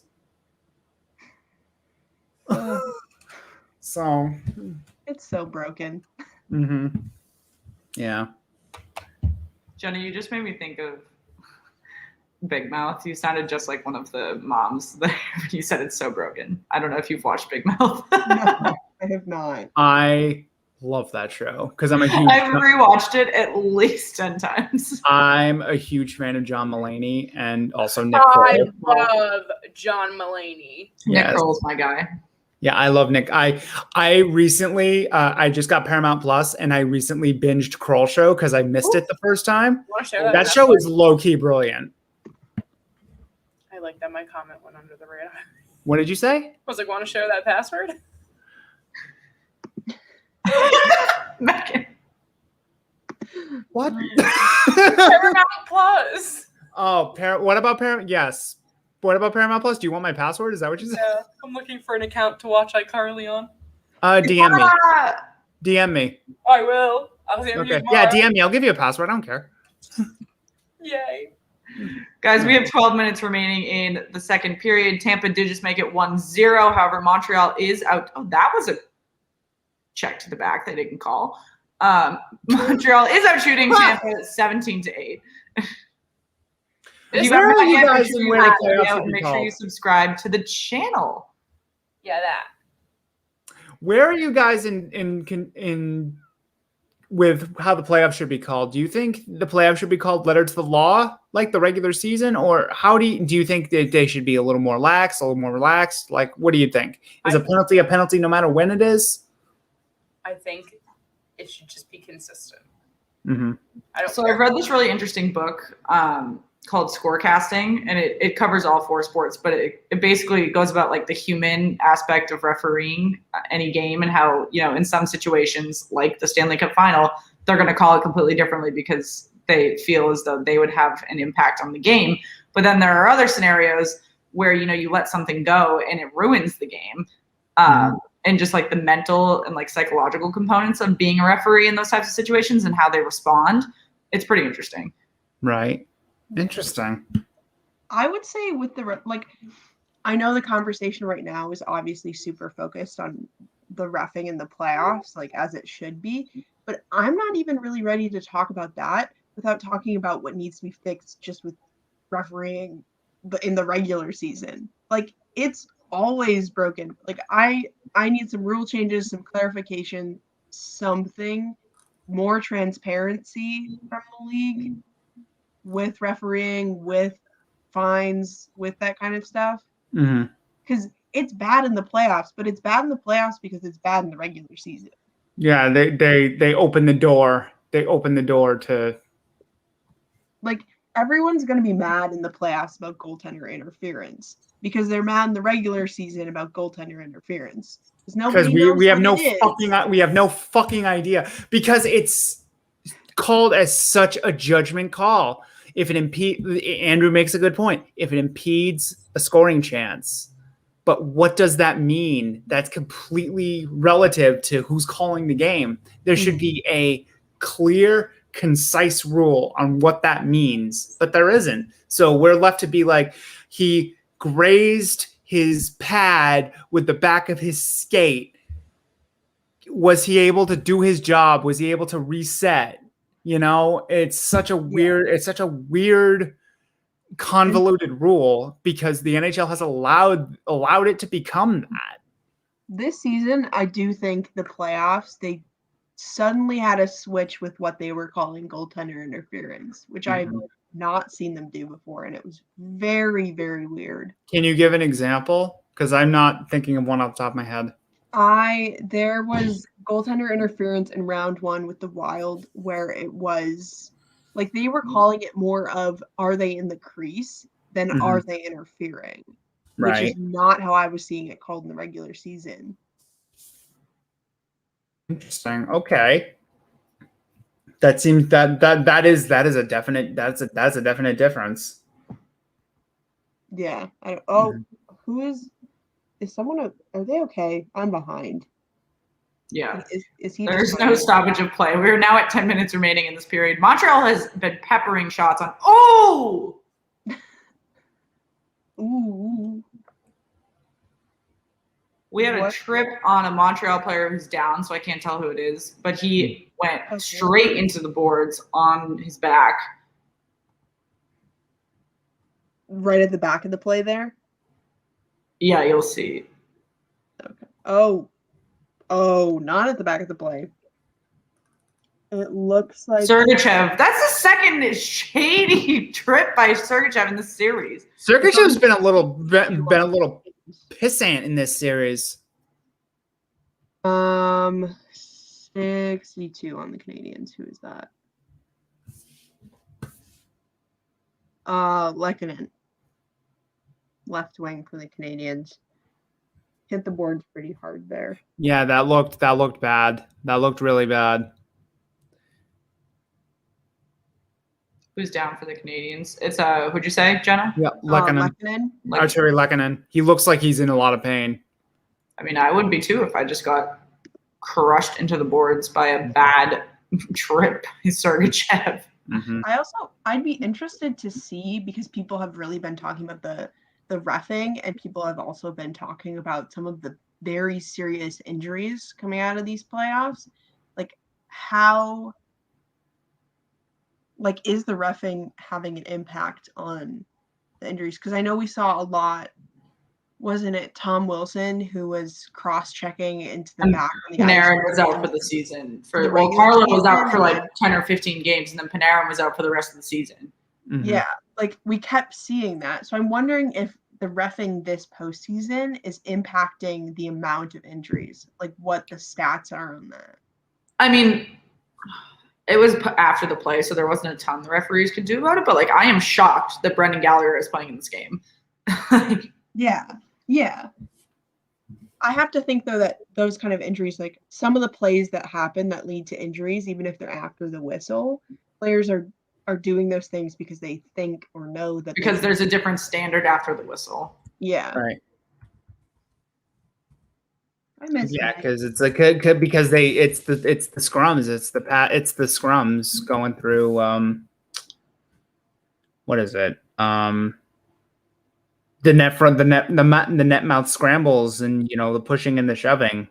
It's like you can basically swing sticks after the whistle blows. It's Wild West. Lehkonen just went down the tunnel. Sergachev is in the box. I'm assuming Lekkonen's going to get checked out probably for his back and his head. He hit most of his body on the boards. Let's see if Montreal can tie this game up in this power play. Yeah, it looks like he pretty much took the back of his jersey, like right where it goes to his breezers, and grabbed that, and it looks like he pulled him down that way. Mm-hmm. For what they showed on the replay just now.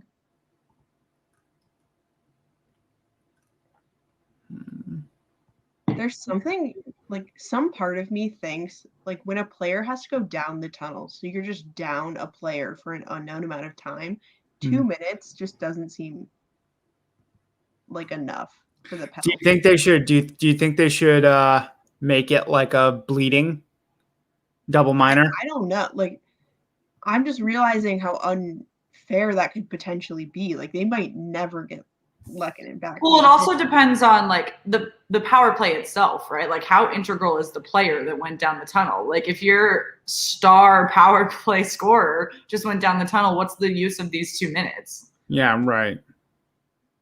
Which that might be a bit.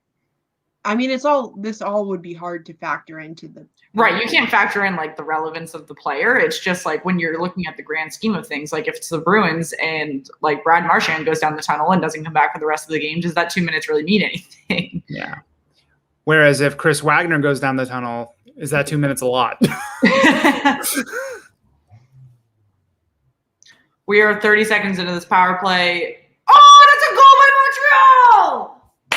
Corey Perry! Corey, it had to be Corey Perry. I think it was Corey Perry. I think you're right. Oh, no, it wasn't. It was Nick Suzuki with an assist by Corey Perry. He's part of the trio that have been doing like blood rituals for the team to stay in the playoffs. Oh yeah, some of those pictures of them just bleeding everywhere. Yeah, I'm like, they're up to something. Like, right. Okay, it looks like it was credited on NHL.com to Nick Suzuki. Yeah, it was an assist by Perry. It was a good deflection. Okay. Yeah. So as always, they do post it unassisted and then update the assists. So they don't have the assists yet, but I'm sure Perry will be one of see, the. they're It could also showing be the- very incorrect. they're They showing the just replay show now. Corey Perry first, and they typically show whoever scores right away. Yeah. Yeah, nope. That it didn't go off Perry's stick. That was a knuckler by Suzuki that he was trying to set up a tip and it just went right by everybody. So that's Suzuki's goal. Yeah. Vasilevsky looks like he wants that one back. Yeah. That was a straight up knuckleball.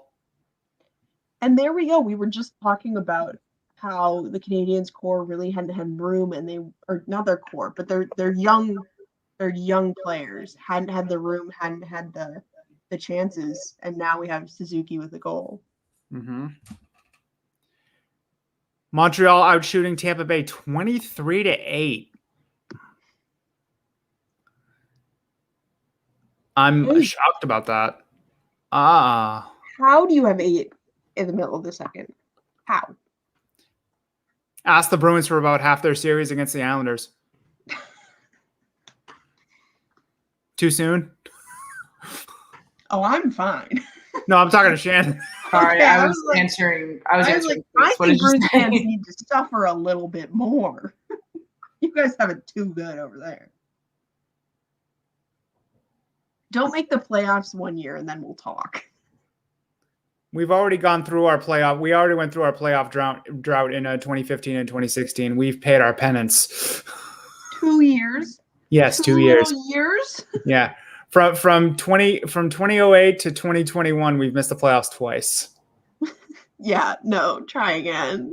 Every time I go to the Boston airport and they have that one security checkpoint, which is just the banners for every like Boston area win for everything, I'm like, yeah, you guys don't get to win again. Just quit. Just stop. Nah, we're not done yet. Like the whole thing with the Patriots makes it's so funny because they're like, if they don't win the Super Bowl, they're like blow the whole team up. Well, that's the price of that. That is the price of success. You become completely spoiled as fuck. And yeah. Well, I am right with you with Patriots fans. I can't stand them. Oh, I I can't live stand and breathe Patriots. New England Patriots. I have a giant, it's like 3 feet long blueprint framed thing above my bed of Gillette Stadium. I'm over here being like, well, this first round exit wasn't as bad as last first round exit. Like, I'm looking for the positives wherever I can. Mm-hmm. Like, well, to be fair, your team is your team the main team, the Wild, or is it the Stars? it's the Wild and the Not the Stars. She hates the Stars. Okay, all right. Well, I wasn't entirely. She likes the Maple Leafs too. Yeah. Okay. The Wild's your main boy. Yeah. Y'all made the conference finals your 2nd year of Montreal. existence, but then Okay, 2nd year of existence. Listen, I was born in 2001. I don't know the Wild being good. I'm so old. Oh my god. I am 15 years older than you. How is this possible? Hockey has no age. What? Hockey has no age. Yeah, that's true. That's true. Shaggy, that's a good question. They have been doing a good social media marketing push to get some more NWHL coverage on ESPN. I don't think it's going to be like an official license or anything like that, but they are trying to get more coverage the same way they did with NBC Sports for the playoffs. Are they going to do what the NHL kind of did with ESPN last year, where they had sort of a non-binding, non-contractual agreement where, not last year, it was for 2 years, where they showed games on ESPN Plus? Do you think that's a possibility? I mean, maybe, but they had such good coverage on NBCSN, that I don't know that they would want to just do ESPN Plus because a lot of people don't have that. Right. Yeah. And but it's like a crawl before you can walk sort of thing. But yeah, I because they did. Like, yeah. Some people are confused by it, but them using Twitch as a platform, like if you want to talk about brilliant move. It works so much better than I think they would get less views on ESPN Plus than on Twitch. Like I think that them using Twitch, like they're doing so well on there, and they can just keep growing. Like I don't like they could be ready to step up to a more mainstream platform, but I don't know if they want to. They definitely want to, but a lot of what this season's going to be about is getting fans back in the stands. Right. Yeah. Sure. So, And Andrew, they strategically don't live stream on YouTube. They do Twitch because it's a different market and it drives people to their Twitch page. A lot of their success is, they have fans that are not anywhere near an NWHL team, that can't be in the stands. They have fans that are in different countries. They have fans that this is their first time following hockey. Like, if we want to talk about expanding the game, that's what they're doing because they have to. Twitch also has a very, very different algorithm than YouTube. It is a lot easier to stream and get to a larger audience than it is on YouTube. Yeah. Mm-hmm. Yeah, no, that was a very shrewd move to put the games on a free platform, basically. Yeah. But I will say, like, obviously with them starting with Twitch, like, technically it wasn't perfect, but I think this upcoming season, if they're still on Twitch, they really could up their broadcasting and their coverage of that and really use it as a tool. And the draft, they certainly had upgraded some things. So I think if they really use the platform, like, Twitch could be a major part of their growth for years to come. Mm-hmm. Yeah. Hi, Meg. Hi, Meg. What's up, girl? Hi. Yeah, I'm into Twitch. I'm down for that vibe. I was following. I'm here. Mm-hmm. What happened? Did your internet just crap out? No. Had to take care of something. Oh, okay. I'm back, guys. It's fine. We missed you. Oh, I know. I'm just such a presence here. What can I say? You could have said thank you. I mean, that wouldn't be in my name. Would that really sound like me, though? No, that's very true. Hi, Shanny. That's how I feel watching this game, Shan. This game, really sucks. Kind of blows, yeah. But hey, Alex got his bag. He's 2 goals now. And someone best score in that period because I am not doing overtime. Oh, not a fucking chance. I feel so bad. I know someone. Would you end the stream on the 3rd period? Well, it looks like a tie here in the Stanley Cup Finals. Thanks for joining us on Snapshot Sweethearts. Wouldn't put it past us, but that's fine. There was one we were doing that it was about to go into. I think it was I don't know, a game a few rounds ago, and it was in double overtime, and we were like. We said to everyone, we're genuinely not doing a 3rd overtime. I'm sorry. Yeah. No way. But that was also the streak of we were going to bed no earlier than midnight every night. There was no way. You're also in school too. Yeah. When you guys, because when it was the Avs Vegas. I was chilling in mountain time. Oh, these are reasonable times for games. Sure.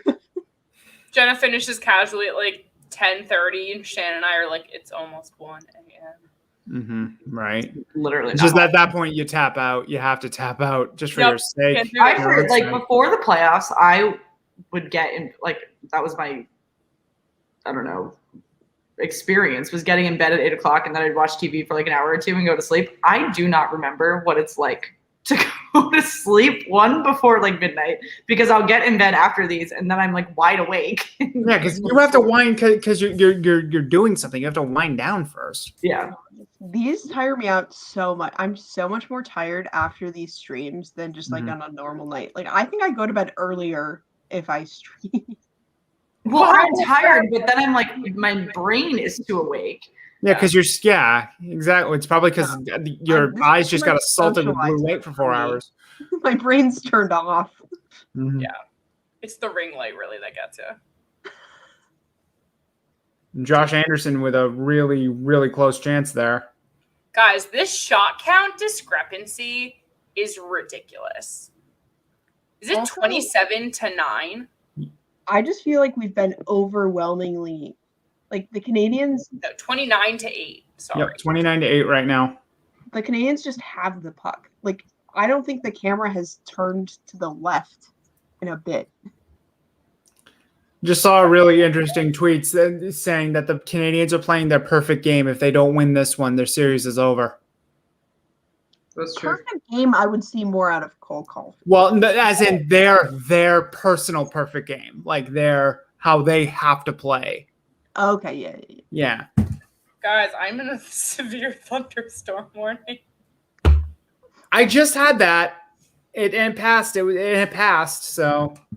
Oh, okay, so I'm gonna live. That's fine. Yeah. That brings me back to watching the Wild round 1. It was like an important game, and it was suddenly like take shelter. Like there's a hurricane, and I was like in my parents' closet, which is the like most enclosed part of the house, just like watching on the laptop, like scrunched out like this.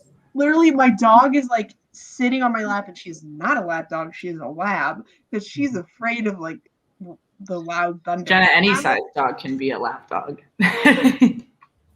Also, She's a what lab happens dog. to the pet draft? Where's the rest of it? I know. When Murphy get drafted and Riley gets screwed. The 2 teams that I said she would join haven't drafted their rosters. It's going to be like mid next week, and there's going to be a random drop. Listen, the anticipation is killing her. Guys, over New York City right now is, oh my God, it's literally striking on the Upper East Side. You should just tweet and be like, Riley's going undrafted free agent. Sign me. Like, let's go. Right. Let someone pick him up.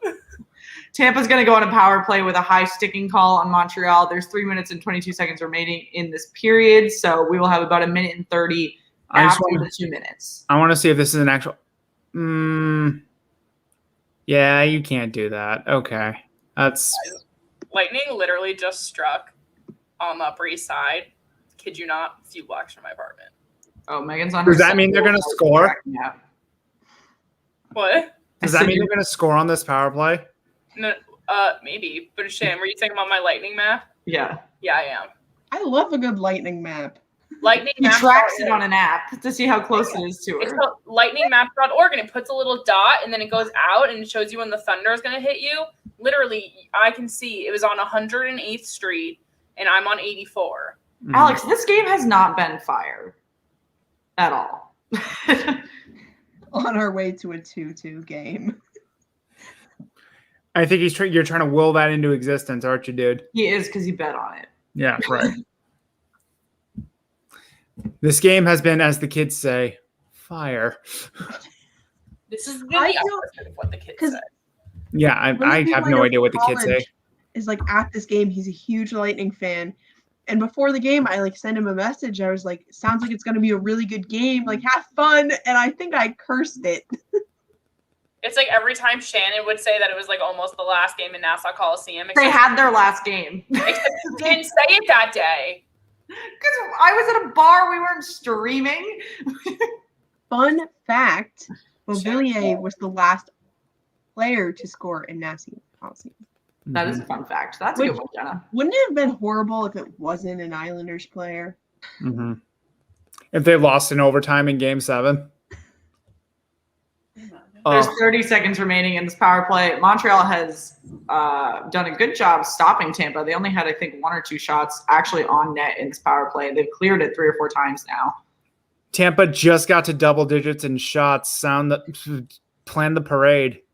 Oh, guys, I'm terrified of the storm right now. I have lights on my balcony. Is that dangerous? Montreal doing an excellent job clogging the lanes here. Yeah. No, Wait, what? No, it's not dangerous. Well, like, Megan, you're fine. You're not going to get struck by lightning. yeah, you're in New York City. Like, they have a bunch of those, like, lightning poles. Oh, good. It's moving further west. It would be way more dangerous if you were in the middle of nowhere standing in a field. Vasilevsky making a bold call to come out of the crease and try to get Tampa Bay the puck back. Mm-hmm. A minute remaining in this period. Let's see if Montreal can hit 30 shots on Tampa Bay's 12 before this period ends. Do it. I cannot believe the shot count discrepancy. This is blowing my goddamn No. mind. At first I thought it was just scoring weirdness, but I think it's legit. No, Montreal's playing harder. Yeah. Yeah. And I They're will say, stepping up. I'm mad that Tampa is up to 12 now because that's slightly more acceptable. I was really liking when they were at 8, and it was just like a horrible single-digit mess. I knew I liked you. I was justifiable. The last one was literally 11 blocks and 2 avenues away from me. Meg, you're not going to die. I'm justifiably terrified. You're okay. I promise. Justifiably terrified. Meg, if you get electrocuted, it'll make for great content.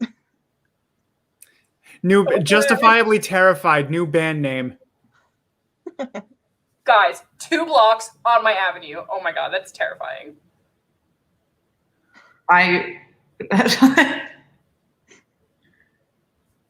No more lightning talk unless it's the Tampa Bay Lightning. Okay. I thought that just meant they were going to score since all this lightning talk. Yeah. No, there's only 15 seconds left in the period. I hear the thunder. Ooh. That's like right there. You're okay. If the last one was 2 blocks away, that means the next one will be farther away. Or closer.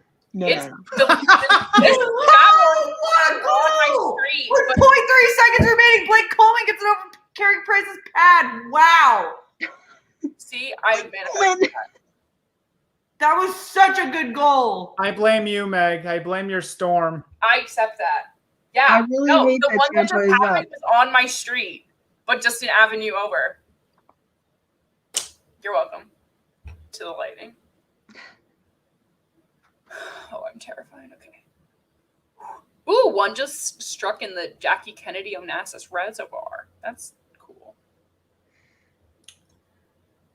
Montreal Shannon, lost. Montreal just lost this game. No, they didn't.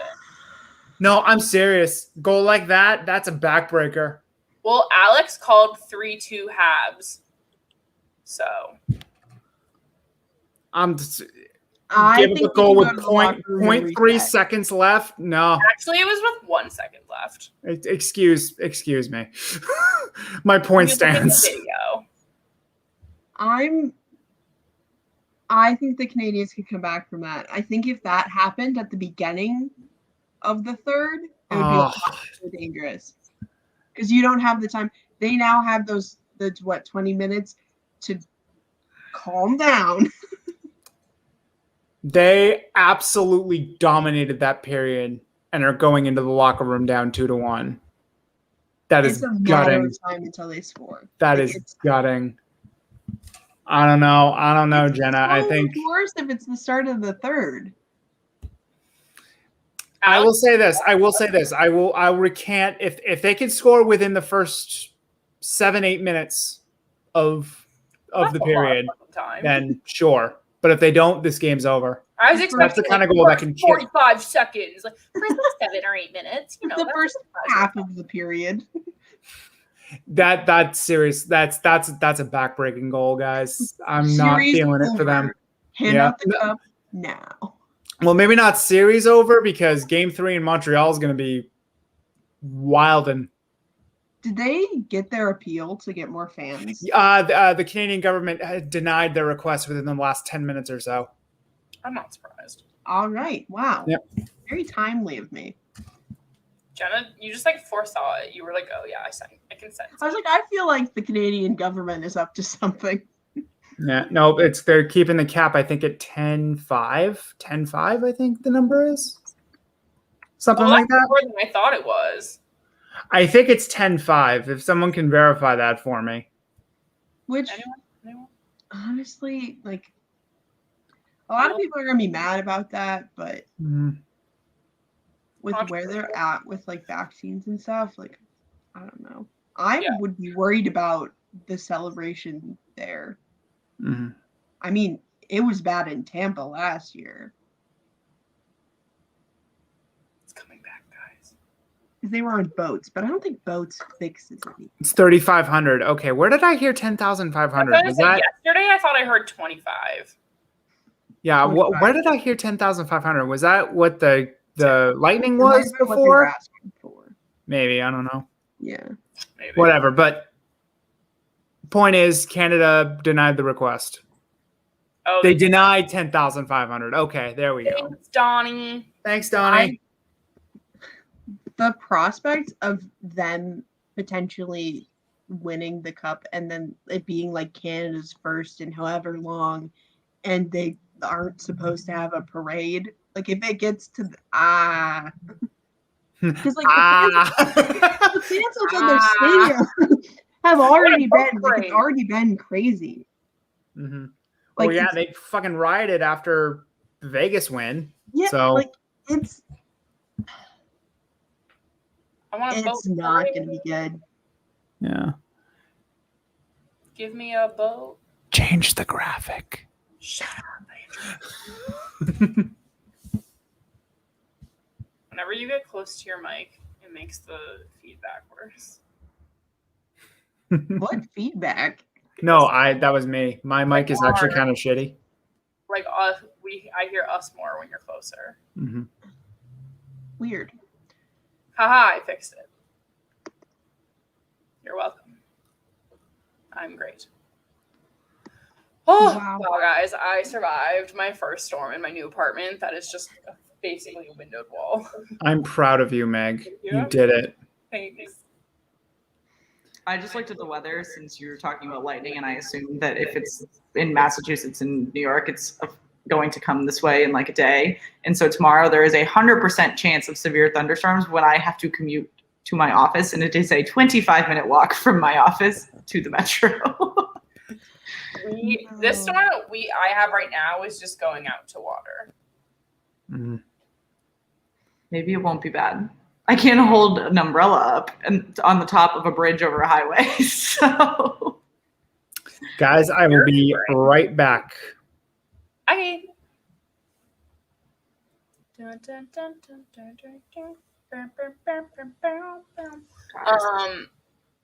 Yeah, Shannon should Uber tomorrow. We have some hurricanes brewing. Been raining all week in Tampa. Well, sucks the hurricanes are already gone because that could have been some. Oh no. Blake Coleman is a beautiful man. Oh my goodness. 100%. Let's be real. I checked Siri, Megan. Indeed, there's a thunderstorm. Did you doubt me? This has all been a facade. This has been my elaborate joke. You're welcome. Not severe. We had a severe warning. It's not severe anymore. It already passed. Patrick Sharp, what do you have to say about this game? Patrick Sharp, what do you have to say about the accusations that you don't love me anymore? That's not where I thought you were going.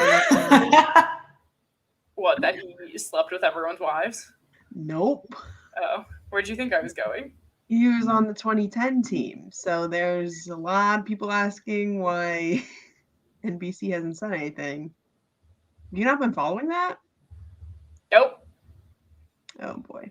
I just saw that he wasn't on the ESPN roster, and I was just like, well, that's fine. No. There's the Assumed he was done. Allegations coming out during the 2010. There's I know what you're talking about. Yeah. There's been a lot of sexual assault allegations coming out in sports in general, but especially hockey right now, and it is take care of yourself. I've been having to take breaks from Twitter. It's pretty awful. Oh my. I don't go on Twitter, guys. Shannon runs our Twitter. Yeah, no. I'm not a Twitter person. I'm an Instagram gal. It's a little safer over there. Instagram and TikTok are my life. I don't really fucks with Twitter other than DMs. Like, obviously, some people in the chat know because they're DMing me right now, but like, that's where I live. I haven't responded to either. There's been some pretty like in-depth, intense reporting from The Athletic. I know there's a paywall for that, but some people have been posting the articles if anyone is curious. But Alex, what's going on with the Hawks? Are they there are sexual assault allegations out of their training staff from the 2010 team. A former player. I see. And it's come out that it was pretty much an open secret in the organization. So that's fucked up. It implicates players around the league, retired players, coaches, staff. It's a big story coming out. Yeah. Damn, son. I gotta do some reading. Oh, I Donnie, thought I sent it to you when it first came out. did you? I mean, a lot of information surfaced since then, but the original article, I'm pretty sure I sent you a while ago. I don't know. Donnie asked where we're all located. I am in New York City. Shannon. I'm in DC. Sorry, I'm exhausted. I'm in hell, so Fair. I'm also there. I actually am dual-hatted. I'm in Houston, Texas for the summer. This is not where I Shannon will want be to in be Boston. or usually am. When do you go back to Boston? Right at the end of August. Oh, so no time soon. No. Again, we have an inflatable couch for my apartment. You're welcome to stay. I do have to go to Boston at some point, but I haven't picked when. Shan will coordinate. We'll use my hotel points. I come in clutch with my friends, guys. Guys, if you're just joining us, we're in intermission 2 between Tampa Bay and Montreal. Tampa Bay is up 2-1, even though they're being outshot by over 20 shots by Montreal. Andrei Vasilevsky has saved 28 of the 29 shots he has faced so far. Tampa, I think, ended with 12. So this is an interesting statistical situation we have here. If you have not yet, make sure you like the video, make sure you subscribe to the channel, and let us know what you're thinking going into period 3. Yeah, what she said. Who can say no to the inflatable couch? Someone who has a lot of hotel points. It folds out. Oh, great! So we can share it. Yeah. Can't wait. We We will need have to- 2 other couches, but they're like too small to lay down on. I don't know. The couch that I'm sitting on right now is literally minuscule, and me and Buddha can nap on it together. Oh, I love my couch. And it has the arms are wooden. There's no cushion. So I have to like strategically place pillows. And then Buddha knows exactly where to jump on me. That's like exactly what we're going to have. I hate this couch. I can't wait to. I already have a list of reclining couches I'm purchasing next month. I love my couch so much. I am just ready to live in my on-campus apartment. And Yes, Jenna! Independent lady. one of my roommates was like, I'm so excited for our apartment and we're going to have a dishwasher. And I was like, we're going to have a no. Do you think BU is just made of money? The answer, yes. Will they give us a dishwasher? No. No. I have a dishwasher. Not in an on-campus apartment, though. Aren't you? No, I'm saying right now, this is like my first one having one since I left college. Oh, I would not survive without one. I didn't have one until my parents moved here. So we didn't have one for 18 years of my life. Oh. So now we just put everything in the dishwasher. We're like, Well, yeah, people like washing judge me when I will put like pans in there, and I'm like, it still cleans it. Oh, it is. I always do. Yeah. My only problem is that my dishwasher is so small that like I need to position everything the right way. Yeah. Wow, guys, what a day. This game has like, for having like 3 goals scored, has been a literal crapshoot. Andrew, is an easy chair one of those like I'm picturing the video game chairs that sit on the ground and you like rock in them right in front of the TV? I would fuck with that right now. I need a new desk chair. I also need a kitchen table. Do any of you ladies have a toaster oven? No, I used to. I wish I did. I have a I do, microwave. or my parents do. I have a regular They just make toaster. mini pizzas. It's great. Well, I don't know why you even have a regular toaster when toaster ovens exist. Like, Well, because like Because I have a bread. real one. I'm not gonna put bread in a toaster oven. oh, I do. I never had a regular toaster until my boyfriend and I moved in together. I only had toaster ovens. I'm excited. One of my roommates has an air fryer, so I have an air fryer. it's a good time. I have a Ninja Foodie actually. It's a pressure cooker, an air fryer, a slow cooker. It does like a bunch of different stuff. I got it for Christmas last year. It was the only thing I wanted. That's definitely need great to add until you that want to to my- like slow cook and like when you want to do 2. So most of the recipes will actually have you do more than one thing. So like there's a saute option or like a pan sear option. So you'll like cook something, like heat up oil and garlic or something, and then you'll cook the things in either the pressure cooker or the slow cooker, and then you can either broil or air fry it. So like I make pulled pork and you'll like pressure cook it, and then I'll hit broil so that it crisps up a little. That's And it's all in one pan. Can you send me what you have? Yeah. Cool. I'm gonna add it to my birthday list. My birthday list is getting really extensive. I'm definitely not gonna get all of it. That does sound like a good thing for like a New York City smaller apartment. Well, It is pretty big. It's kind of hard to store, but you can cook a ton with it. Yeah. I have a crock pot, which I love. Which is it's like a small one. Like it's the right size for one person to like make something tiny. Well, you can make things for like up to 4. So cheap. I don't have this nice one. Megan, I'm gonna send you this one though. Yeah, send me one that my mom would buy.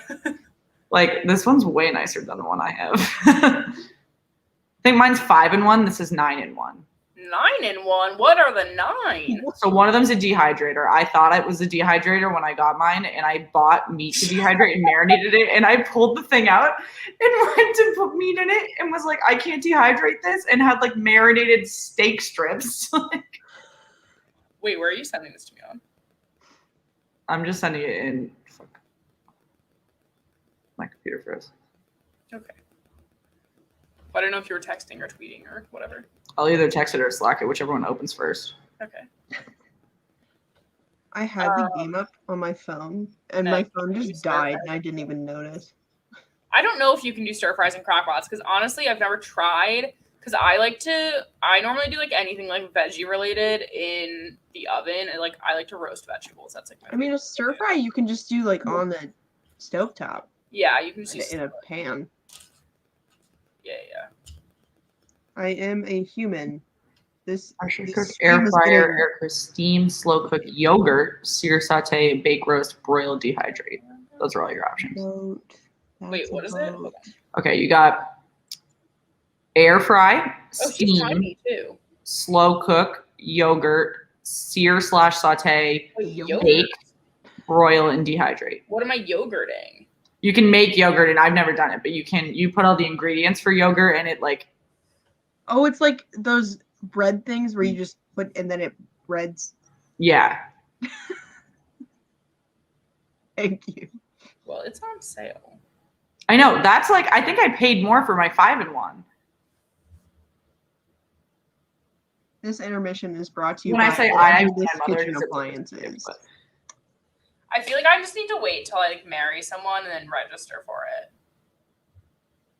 Because like at Well- this point, like I don't have the space for that. I really want a food processor or a Oh. blender or any of that, and Kevin told me I couldn't get it until we had more storage. So now I can get I myself sister got my a dad a new blender. officer for Father's Day, and he was like, "It's a blessing." I really just want a what's it called? A KitchenAid. What does that do? Like everything, and there's so many different attachments. Oh. That's Yeah. When I think KitchenAid, I think of like pots and pans because they have those. Oh no. There's like, are you talking about like the Kitchen 2000 thing? No, Shannon, just KitchenAid. AID. Oh, I forgot he can't let himself in. I was like, why isn't Andrew joining? Just come on. I couldn't not. I had to let the conversation about KitchenAid just keep going. It was riveting. You missed the whole foodie debate too. Oh, well, I actually work with KitchenAids in my job, so that's really interesting that you What said do you that. do? What do you do? I help people put together their kitchens. That's cool. It's a sales position, so it's not the best. It's a decent paying job, but So very low flying plane if I've ever heard one. I don't know the right way to organize my kitchen. All right, guys, we are going to wrap up this intermission hopefully soon. I feel like this game is taking a long ass time. Alex, I think a KitchenAid can do that. Andrew, Wait, you're talking about the mixer, aren't you? yeah. what about Andrew? Well, so there's a foodie like that does that too. This is just the like crock pot pressure cooker one. Like apparently the foodie grill is like very, very nice. Mhm. Oh, really? It's an indoor grill, but it like Those are a thing? Yeah. I can get an indoor grill. Is my school? Now I'm looking at their whole website. This is dangerous. I would. Because I want to eat chicken, but I want to eat grilled chicken. Because that's so much I had better. that actually all this talk about food. That's actually why I left. I had to go grab a nosh. Oh, what? A nosh. The food. A food. I was going to Google indoor grill, but I was talking about chicken, so I just Googled grilled chicken. Yeah, where's the...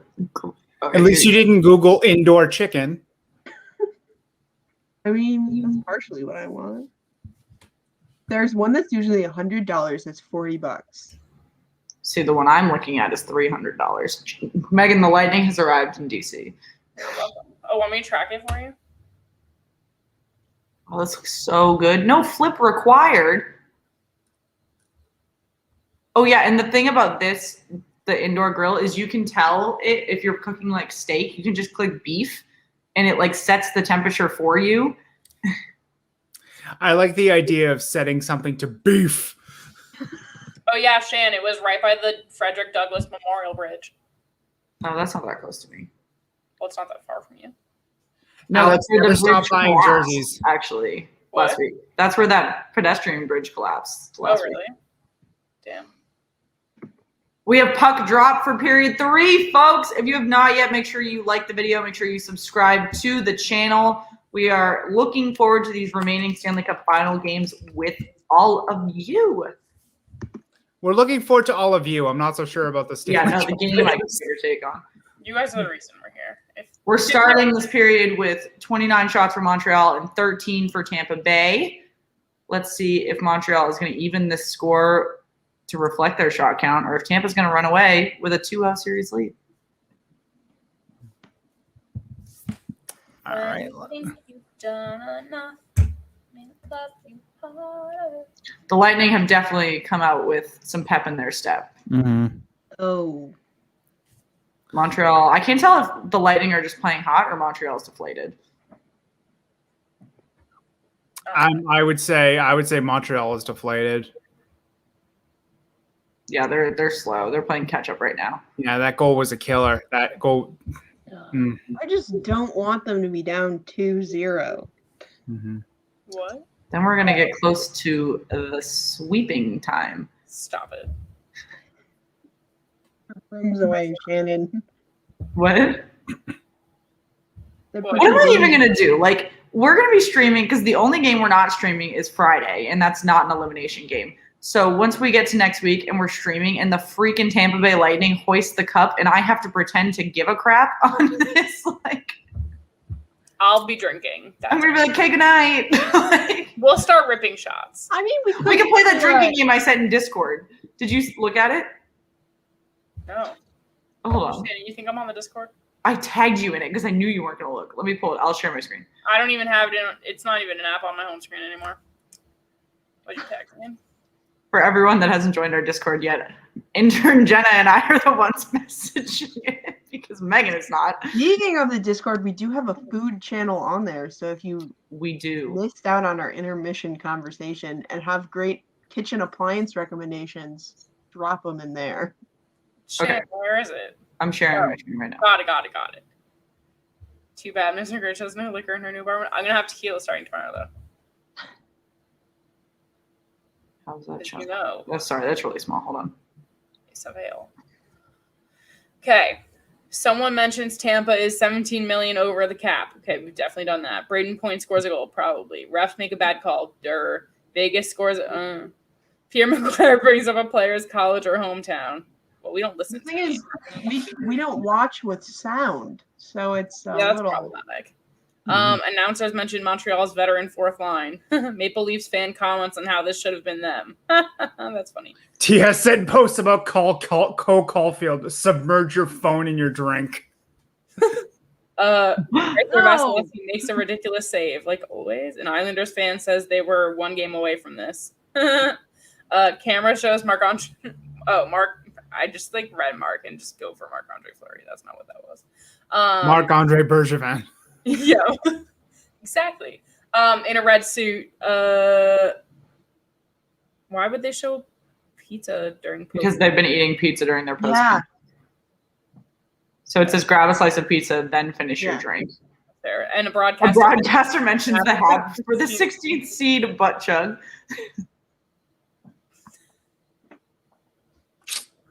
Honestly, that's so funny. Mm-hmm. I could play once we get to elimination games. I'm in. I'll just put a headphone in or something so I can hear the game. I'm in for that. I can do that.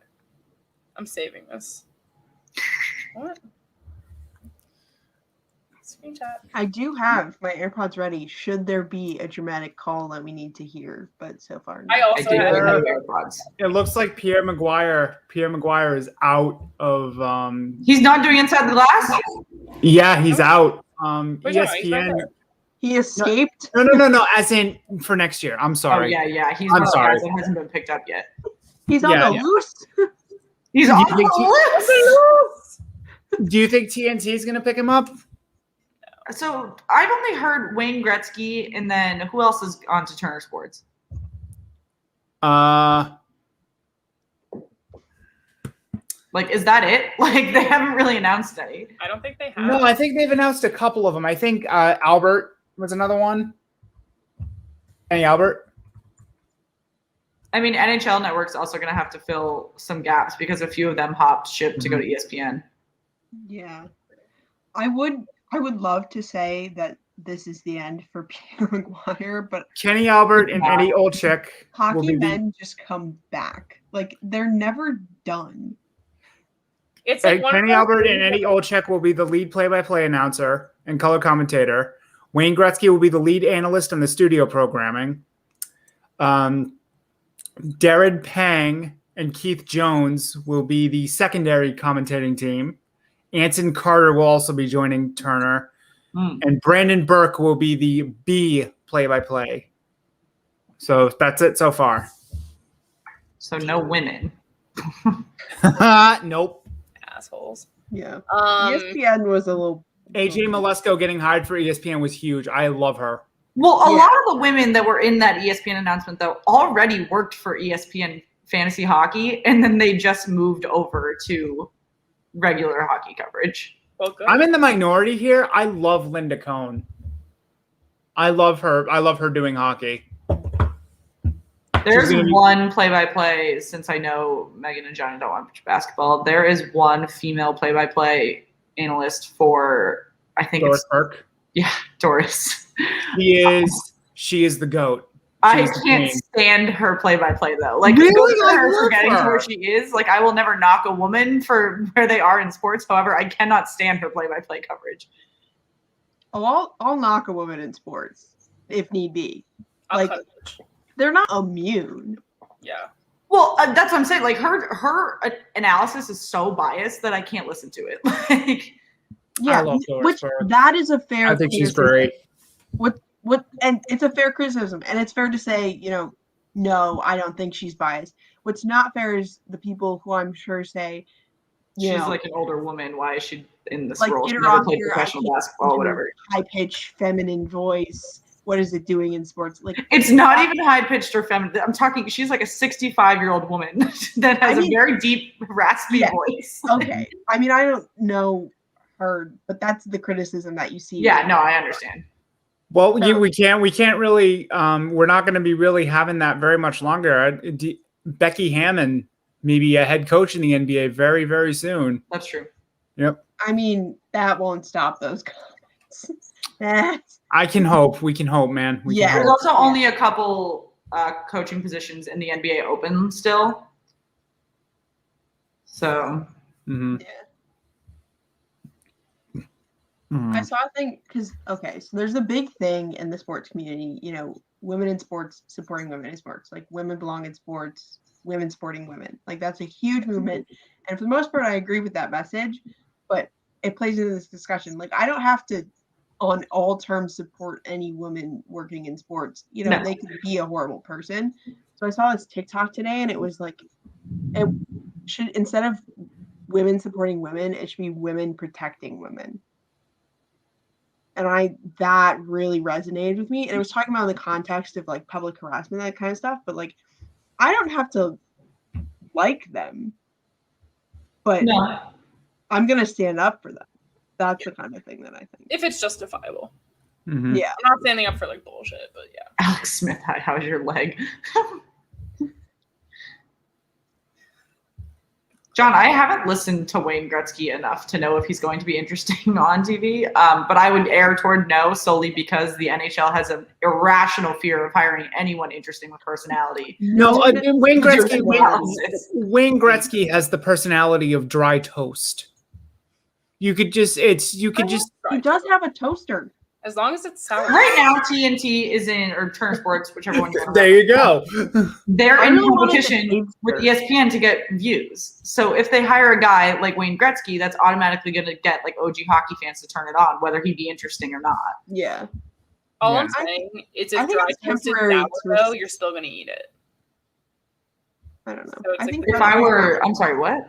I said if What? dry toast is sourdough, you're still going to eat it. No, No, I'm he's not. Actually, and I'm not he's- going to eat the crust either, even if it has butter on it. he's fucking Wonder Bread that's been put in the broiler for a minute. Like he's Okay, guys. so unbelievably milquetoast and plain and bleh. No, But Megan, that's my to biggest weakness. Shannon's I have point- to to have Shannon's a dipping point- sauce or like a mayo or something on any But- sandwich. Like I can't eat anything dry. Toast? No. I But to love Shannon's point, toast and it's the sourdough same toast. thing in a lot of hockey circles, is that the name carries so much more than any other sport, I believe. Yeah, like you know who's That's boring? what Connor I McDavid. He is so freaking boring, and he's Yeah. gonna be probably on screen more than anybody else because he's MVP and he broke all these records, and yet That he was is the so point I was boring. making. That it's I mean- still superior. You're still Yeah. going to take it in because he's superior. I Yeah, but a lot don't of know. people I don't criticize know. PK I'm not Subban. eating dry white From a- bread. It's sourdough. Like, From a branding perspective, having Gretzky join their team as Is what I'm sure is a temporary thing, this isn't a long-term job for him. It establishes a brand and it establishes an audience at the beginning, and they can 100%. then turn it over to people who hopefully have more analytical minds and can really have strong discussions and be interesting and have some personalities on their panel. you Like, should have case He is studied just it. the name. Like Mhm. I'm sure, like if Wayne Gretzky if he asked you, like I want to be an analyst, like anyone's hiring him. Like you don't say no. If Wayne Gretzky says, I want to do studio analysis, just make sure you spell his name right on the check. I mean, that's to Shannon's point. That's 100%. It's all about the name. It's all about the recognition. It's all about getting the eye. It's a very basic, but it's very effective. But again, I'd rather slam my head into a desk than listen to him talk hockey. He knows it. He obviously knows his shit, but I don't think he's good at articulating it to what has come so naturally to him. You know what I mean? Yeah. So I do think it's Waiting a for better our choice offer than letter. NBCSN just giving Babcock a spot on their panel. wait. Oh yeah. Fuck Like- that guy. like, Fuck that guy. I will try and listen to Wayne Gretzky. I'll see what he has to say. I'll see if I like it. But like, Mhm. at least they're not bringing in someone who's like super controversial right now just to get views. Like they're bringing Well- in a name that has weight. Alex made a comment earlier that he, per a source, Roenick is in talks to join Turner. I Oh mean, boy. So there's that. Yeah. Roenick is in talks to join Turner, and yet Patrick Sharp is nowhere to be found, Shannon. oh, I mean, sure. because having that player part of your panel is, I feel like the media they can fill that with anyone, that Mhm. former player spot. Yeah. And the sports media world is so enclosed. That's why these people are just getting hired from one job to another. You're They getting could also be waiting to see who retires. yeah. Right. Someone in That's fresh. Yeah, guys. That's why guys like Dominic Moore get jobs, and he's not bad, but it's the same concept. Who the Yeah. fuck is Dominic Moore?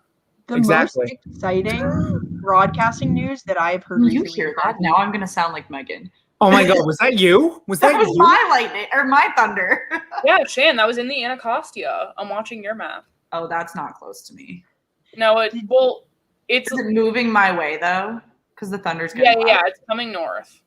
That's not. Did you see the news? The Kraken, their broadcast announcer, Oh, yeah, he JT went Brown? from the Kings, JT right? Brown. Super exciting because that's an exciting broadcasting change because he does stuff on Twitch. He does gaming and he's a former player and his skills from Twitch are transferable. And like it's not just bringing in a player to bring in a player, it's bringing in a player who has skills. Mm-hmm. If I had $1 for any time Sergachev or Kucherov made a dirty hit in this series. Correct. Jenna, try and find his email. And Alex says, write it down. Alex says Sharp might be working with Chicago now that Pat Foley is retiring after this season. Oh yeah, Alex, I remember you saying that. That tracks.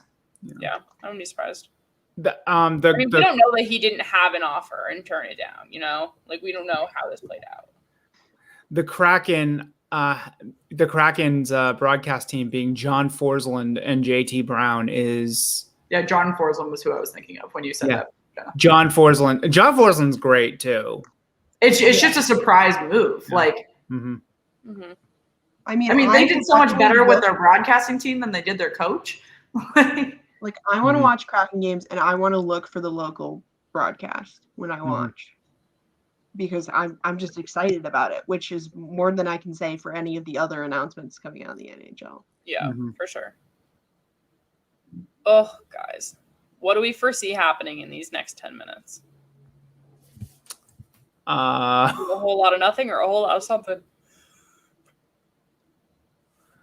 I don't know, man. Like, I just watching how Shannon, what did you call it? They look deflated. Yeah. They're like picking it up a little bit right now, but no, they definitely just look slow. They're over it. They're over it. I'm done here. Yeah, it's fine. It happened. Alex, no. Don't even manifest it. Guys, if you're just joining us, there's just under 10 minutes remaining in this period 3. Tampa Bay is still up 2-1. Montreal still outshooting Tampa Bay 34. They just hit 20 for Tampa. So let's see if one of these teams, we haven't had a penalty yet in this period, so things are moving reasonably quickly. Although I would say there have been penalties and no power plays. There haven't been penalties called, we'll say. Yeah, it's fucking ridiculous. Roughing here is shit. And it's like not even shit that like they're just missing things. It's like it's inconsistent. Like they pick and choose, and I think that's a lot of bullshit. And there's also a whole lot of discretion. It's not as often in hockey, but there's a ton of discretion on how refs want to react dependent on how players are treating them. Like if you're mouthing off to the ref the entire game and there's a call that they could let go, but then they don't need to, like that's going to happen. And I feel as though Tampa is probably one of those teams that is not quiet when it comes to the referees. Yeah, I think you're right about that. But totally. Alex, I don't care how early in overtime it is. You still have to sit through the intermission. I can't sit through the intermission. Guys, we're not doing overtime. My joints are throbbing from the gym today. I have to get off this couch. Oh, Shan, one right at Union Station. Oh, that's really close to me, yeah. Well, if you're all just finding out my location based off of this Lightning app. It's okay. Everyone knows I live on 84th Street, so like you have some protection around Union Station. oh man, the storms are just running through. You survived, Meg. I survived, and now Shannon, you will survive. It's not even that I'm concerned about that. Is that if this persists into tomorrow and I have to Uber to work, it is going to cost me $1 zillion. I can't get an Uber anymore in this city for under $25, and I would be going twice the distance that I normally go. Wait, why would you go twice the distance if the weather was different? Did they reroute my traffic? office is just farther away than Okay. I paid last night to get home from where like the Nationals play. It's like 10 minutes away. I paid $34 on the way home. That's stupid. That's really dumb. And it was like 2 hours after the Nationals game ended. So it was not because the game was on. It's just because there's not enough drivers. Right. I like cabs. I'm a cabs gal. I paid like $5 at the restaurant, and then I had to pay $34 for an Uber, and I was like, "This is idiotic." That's really stupid. Figured it out. John, do not bring Joe Buck to do hockey under any circumstances. Have you watched what's it called? Brockmire? Yes. That's a great show. I don't think of Joe Buck from his actual job. I think of it from Brockmire, which Megan Jenna. It's a show about this baseball announcer analyst guy who is like a raging alcoholic and drug addict and like loses his job because he was shit faced and a video went viral of him. And so then he's like making his way back up through like broadcasting ranks. It's amazing. I love so it. Funny. Yep. That's funny. I'm in. It's on Hulu. That one you don't need a special subscription for. Great. Yeah. I have that password already.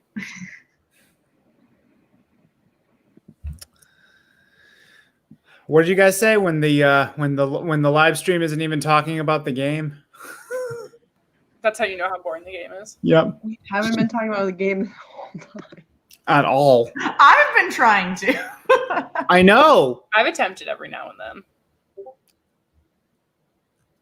Who got a message?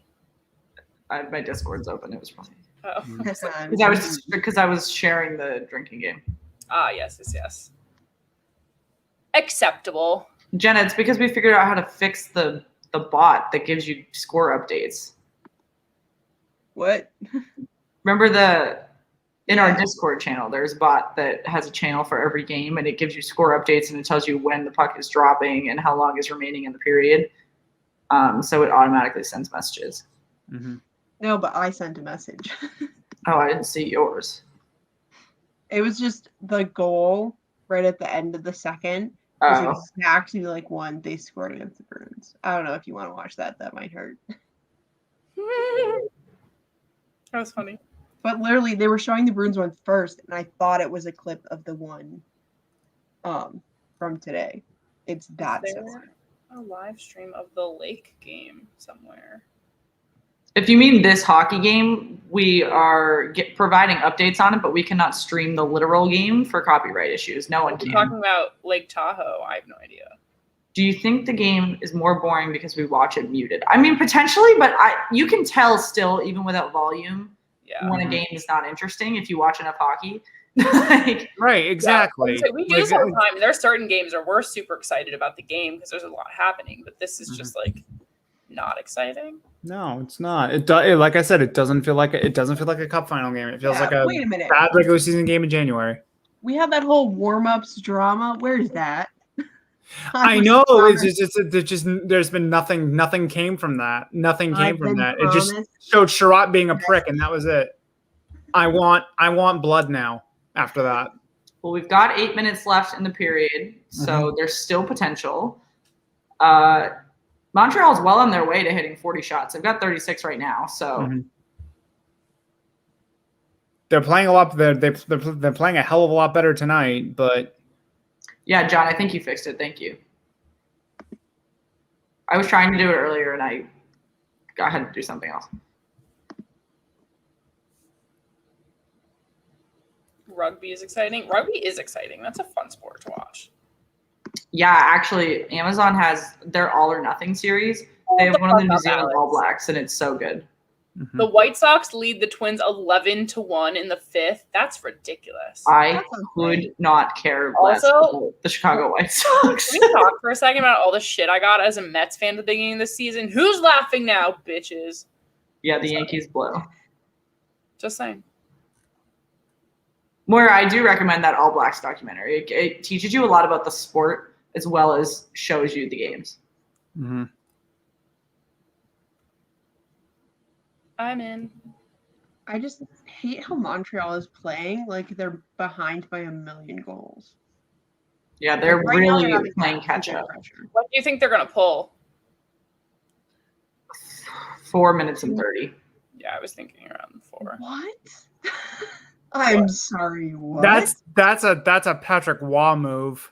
That's what he used to do. I love Patrick Waugh, so that makes sense. Alex, you can politely fuck off. I remember the first time he did that, and everybody lost their fucking mind. He pulled the goalie with about 5 minutes left in the third period. It was like one of his first games coaching the Avalanche, and they were down by 2, and they tied the game. And hockey one opportunity by the Lightning. That was so sad. I mean, I think if you have the right team, you can pull your goalie that early. But I don't know what team right now I would feel safe pulling. So I was looking back at our old Instagram, and before we started recording episodes, we did this or that's for Megan and I to pick topics, and one of them was pulling the goalie. And Megan won't even support it. But Megan does support playoff beards, and she's been shitting on them this entire series. Wait, you don't support the concept of pulling the goalie? She doesn't like it now. Why is that? I just think it's reckless. I think you're more likely to get an empty netter than you are to get a goal. Mm-hmm. But when it matters, when it's needed to either bring it to OT or to continue a series, or you have to do something. Like, a loss is a loss, whether at that point, whether you. I'm not saying never do it. We have this whole debate. It's like our second episode. Conceptually don't like it. Mm-hmm. I say pull the goalie more. The goalie should leave when they feel like it. Says a goaltender. Just Jenna 8 minutes just left in the third. She just bounces. I have my coach. I have shit to do. There was a day in practice where he was like, Monday, there had been a lot of skating. So he was like, all right, we're going to do a lot of shooting drills so it's easier on the skaters. And I was like, that's great and all, but that's not easier for me. And I did the skating. So, like, it was just, like, they were getting, solid breaks between. And I was just, it was like, just every drill was just constant. You were just getting peppered. Is this the same video with you laying on the ice while your coach is talking? That's probably a different day, honestly. I had a lot of these days. And I just remember there was a drill, and I was like, every single shot, I was like, this has to be the last one. This has to be the last one. This can't keep going. And at one point, I just, like, grabbed my water bottle and just went to the bench, like, middle of the drill, just like, it wasn't even voluntary. Like, my body was just like, it seems like the drill is done. This is now an empty net drill. Literally. Jenna, can you give us a tour of the BU hockey complex? Yes, there's 2 of them. So great, I'm in. One of them I cannot get you into. The other one I can. Okay, well, let's figure it out. Why is this? I can show you the concession stand where we store all our equipment. Great. Can you make me a salad too? We don't have salads at concession Salad? stands. Yeah, they do. Hot dogs and pretzels. Not at Wally. On a good day, a chicken tender. Like, I want a chicken tender. You might be able to get a salad at Aganis, but there's certainly no salads at the women's. I had a really good salad for lunch today, guys. I had a can of chicken noodle soup from Campbell's. So. I had some enchiladas. Oh. What's that like? I love making enchiladas, but it's kind of a pain in the ass, so I don't do it that often. Yeah. My dad made them. So. Well, must be nice. 5 minutes remaining in this period, folks. Montreal now with 38 shots. Tampa's still with 20. They haven't had a shot in the last few minutes. Mm-hmm. Like, I feel like Tampa is dominating more of the time, but Montreal is the one shooting. Tampa's slipping into a prevent. Montreal's got to take advantage of this, like, right now. Yeah, when they're getting comfortable. Only takes one good shot. That's what Suzuki's goal was. Bad passing is certainly not going to help. Yep. This is why I wanted the Islanders to win, because then it would have been 2 teams where I could easily handle either of them winning. I just can't with the Lightning. I just can't with the Islanders. Like, I was screwed when we hit like 8 teams left. Oh, and that is a goal by Andre Palat for the Lightning. 3-1 with 4 minutes and 18 remaining. Told you. After that second period goal, they were done. They played their best the best possible period they could have, and they left the period down. I just want this final to be more exciting. Mm-hmm. I feel like this game is also less exciting for us because literally none of us want the Lightning to win. Yeah. If it was the other way around, Man, that Palat goal, that was a Joel Edmondson really fucked that up. Yeah, he did. Yeah. That was very Fleury-esque. Fleury-esque. Fleury-esque. Well, let's see. Wait, hang on. They're showing the replay now on my stream. Whose fault was that? Close his ears. Oh, that was all Joel Edmondson. Yeah. That's wow. really ugly. Holy shit. That was to nobody. What a perfect pass to Palat. Yeah, you can't just do a pass backwards and not have a plan. That was to literally nobody. He thought Petrie was behind him. He wasn't. Yeah, that's just unassisted by Palat there. Carey Price is just staring at Edmondson like he wants to kill him. They have not pulled Carey Price yet. We're at 3 minutes and 30 now. I would not want to be in that locker room. Well, I mean, it's like tough when there's opportunity here. I mean, no opportunity to do that. Yeah, I do think that teams kind of have to prove that they're playing well enough that pulling the goalie might do something.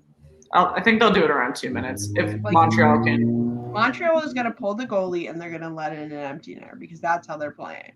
Mm-hmm. Yep. Like if they had a bunch of pressure, if they had momentum. Yeah. But Shaggy, I thought we were if they played the second period the way that they were playing the third period, if they played the third period the way they played the second period, I'd pull the goalie now. But yeah, because you've got two. That Blake Coleman goal, man. Why is there just a red circle on my screen? I know. Was the puck missing? It's like they're trying to bring back the glow puck for their last couple of games. Or it's just, it looks like those like thumbnails on like clickbait YouTube videos where they just they're like circle part of the picture, but there's nothing actually there. So you're just searching for what scandalous thing is supposed to be right there. Like, find the difference. This sock is red, not blue. Shaggy, I thought you were being sarcastic with that score, so I Googled it and you were not sarcastic. No, he wasn't. It's fine. Yeah, what were you saying? I'm just not responding anymore tonight. Like, what? What were you saying about the Mets? Hey, what? We're still fine.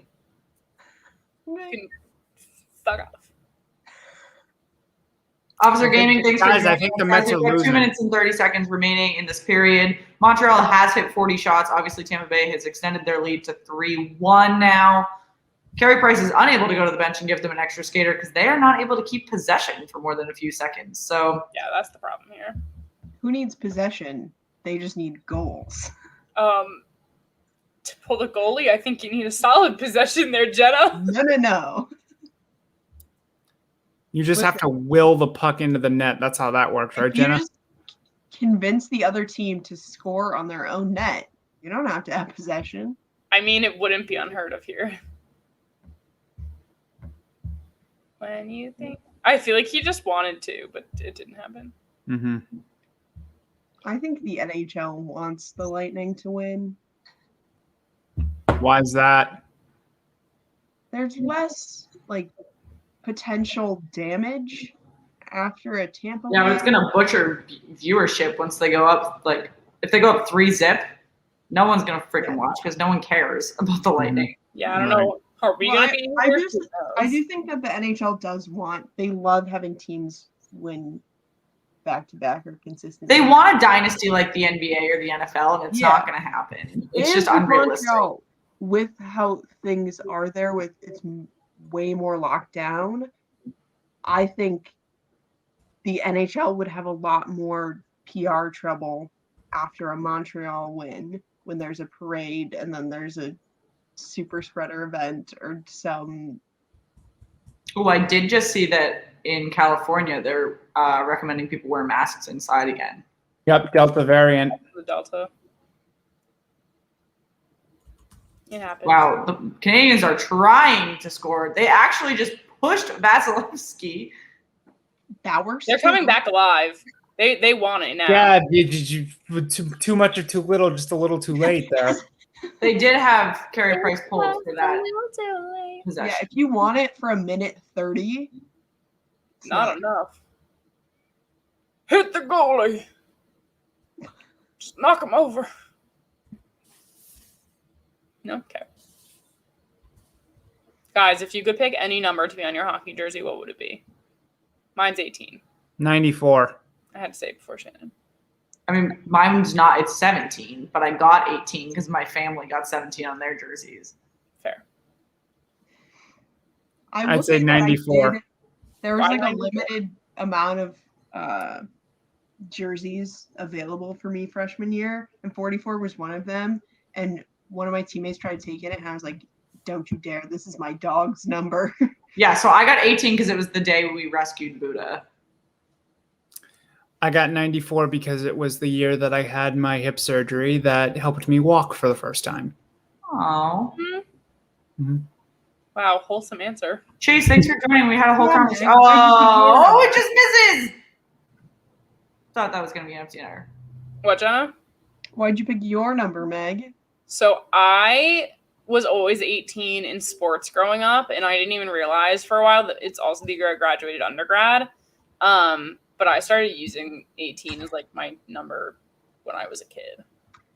Like any of my first like screen names, like AOL, like it's always my Instagram use for the longest time was MegaH18, like all of it.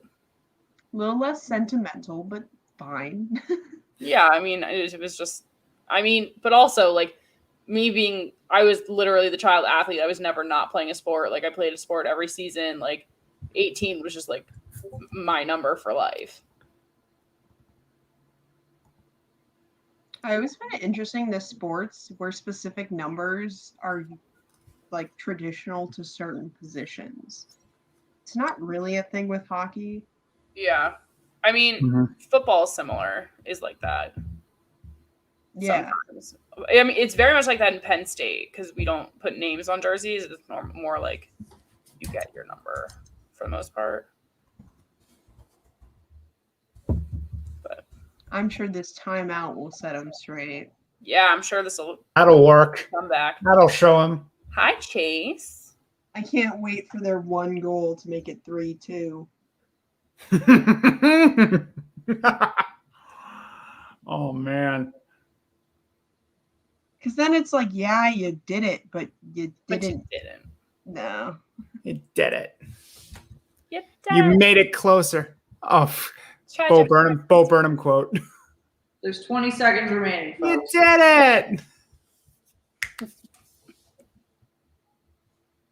In rugby, the numbers are for each position. I didn't know that. That's interesting. Yeah, Montreal played the game that they wanted to, and they basically weren't. It never really felt like it was in doubt. The third it did. Yeah. They played the first two periods they wanted. Mm-hmm. And then the third, it was there was that Coleman goal. That Coleman goal was an absolute killer. Guys, I love after game tussles. Couldn't have had that energy earlier. Mm-hmm. No. Who is Oh, the Corey Perry trying to go after Victor Hedman is amazing because he's trying to jump over the ref. who is that? I need to know. There's like a Canadian that I was like just the like ref attacking two taller Lightning players at the same time. Like I just no like the regard. Oh, my electricity just flickered. You're not getting any lightning though. I live in such a large apartment building. If the power goes out, that is not great. I'm not getting it back. That's problematic. Also, the Lightning won, everyone. Wow, how does it feel to watch the last ever Lightning win of the season? I couldn't. I tried. to have confidence. Like, nope. Come on, Jenna. Buck up. Be proud of it. Guys, Nah. let's I didn't have doubt after game one. a reverse sweep.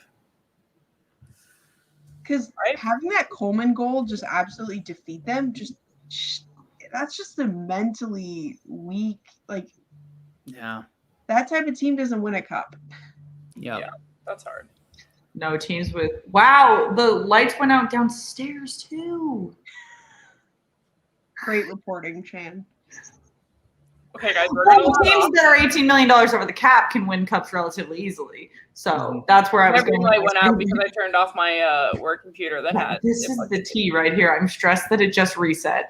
So I keep looking over there. I say before everyone loses power, we should sign off. Okay. But guys, if you haven't already, make sure you follow us on social: Twitter @SweetheartsPod, Instagram /.sweethearts. Constantly posting things on Twitter. Shannon just runs that shit like a machine. Instagram, we post like once a day. Jenna's been messing around on Twitter too. Dabbling in Twitter. Well, love to see it. Love to hear it. Guys, here's all of our Instas except for Jenna, who is just intern Jenna, guys. But always a fun time. We are off on Friday, but we will be back for game 4 on Monday. So make sure you check us out then. In the meantime, social, come find us, y'all. Have a lovely evening.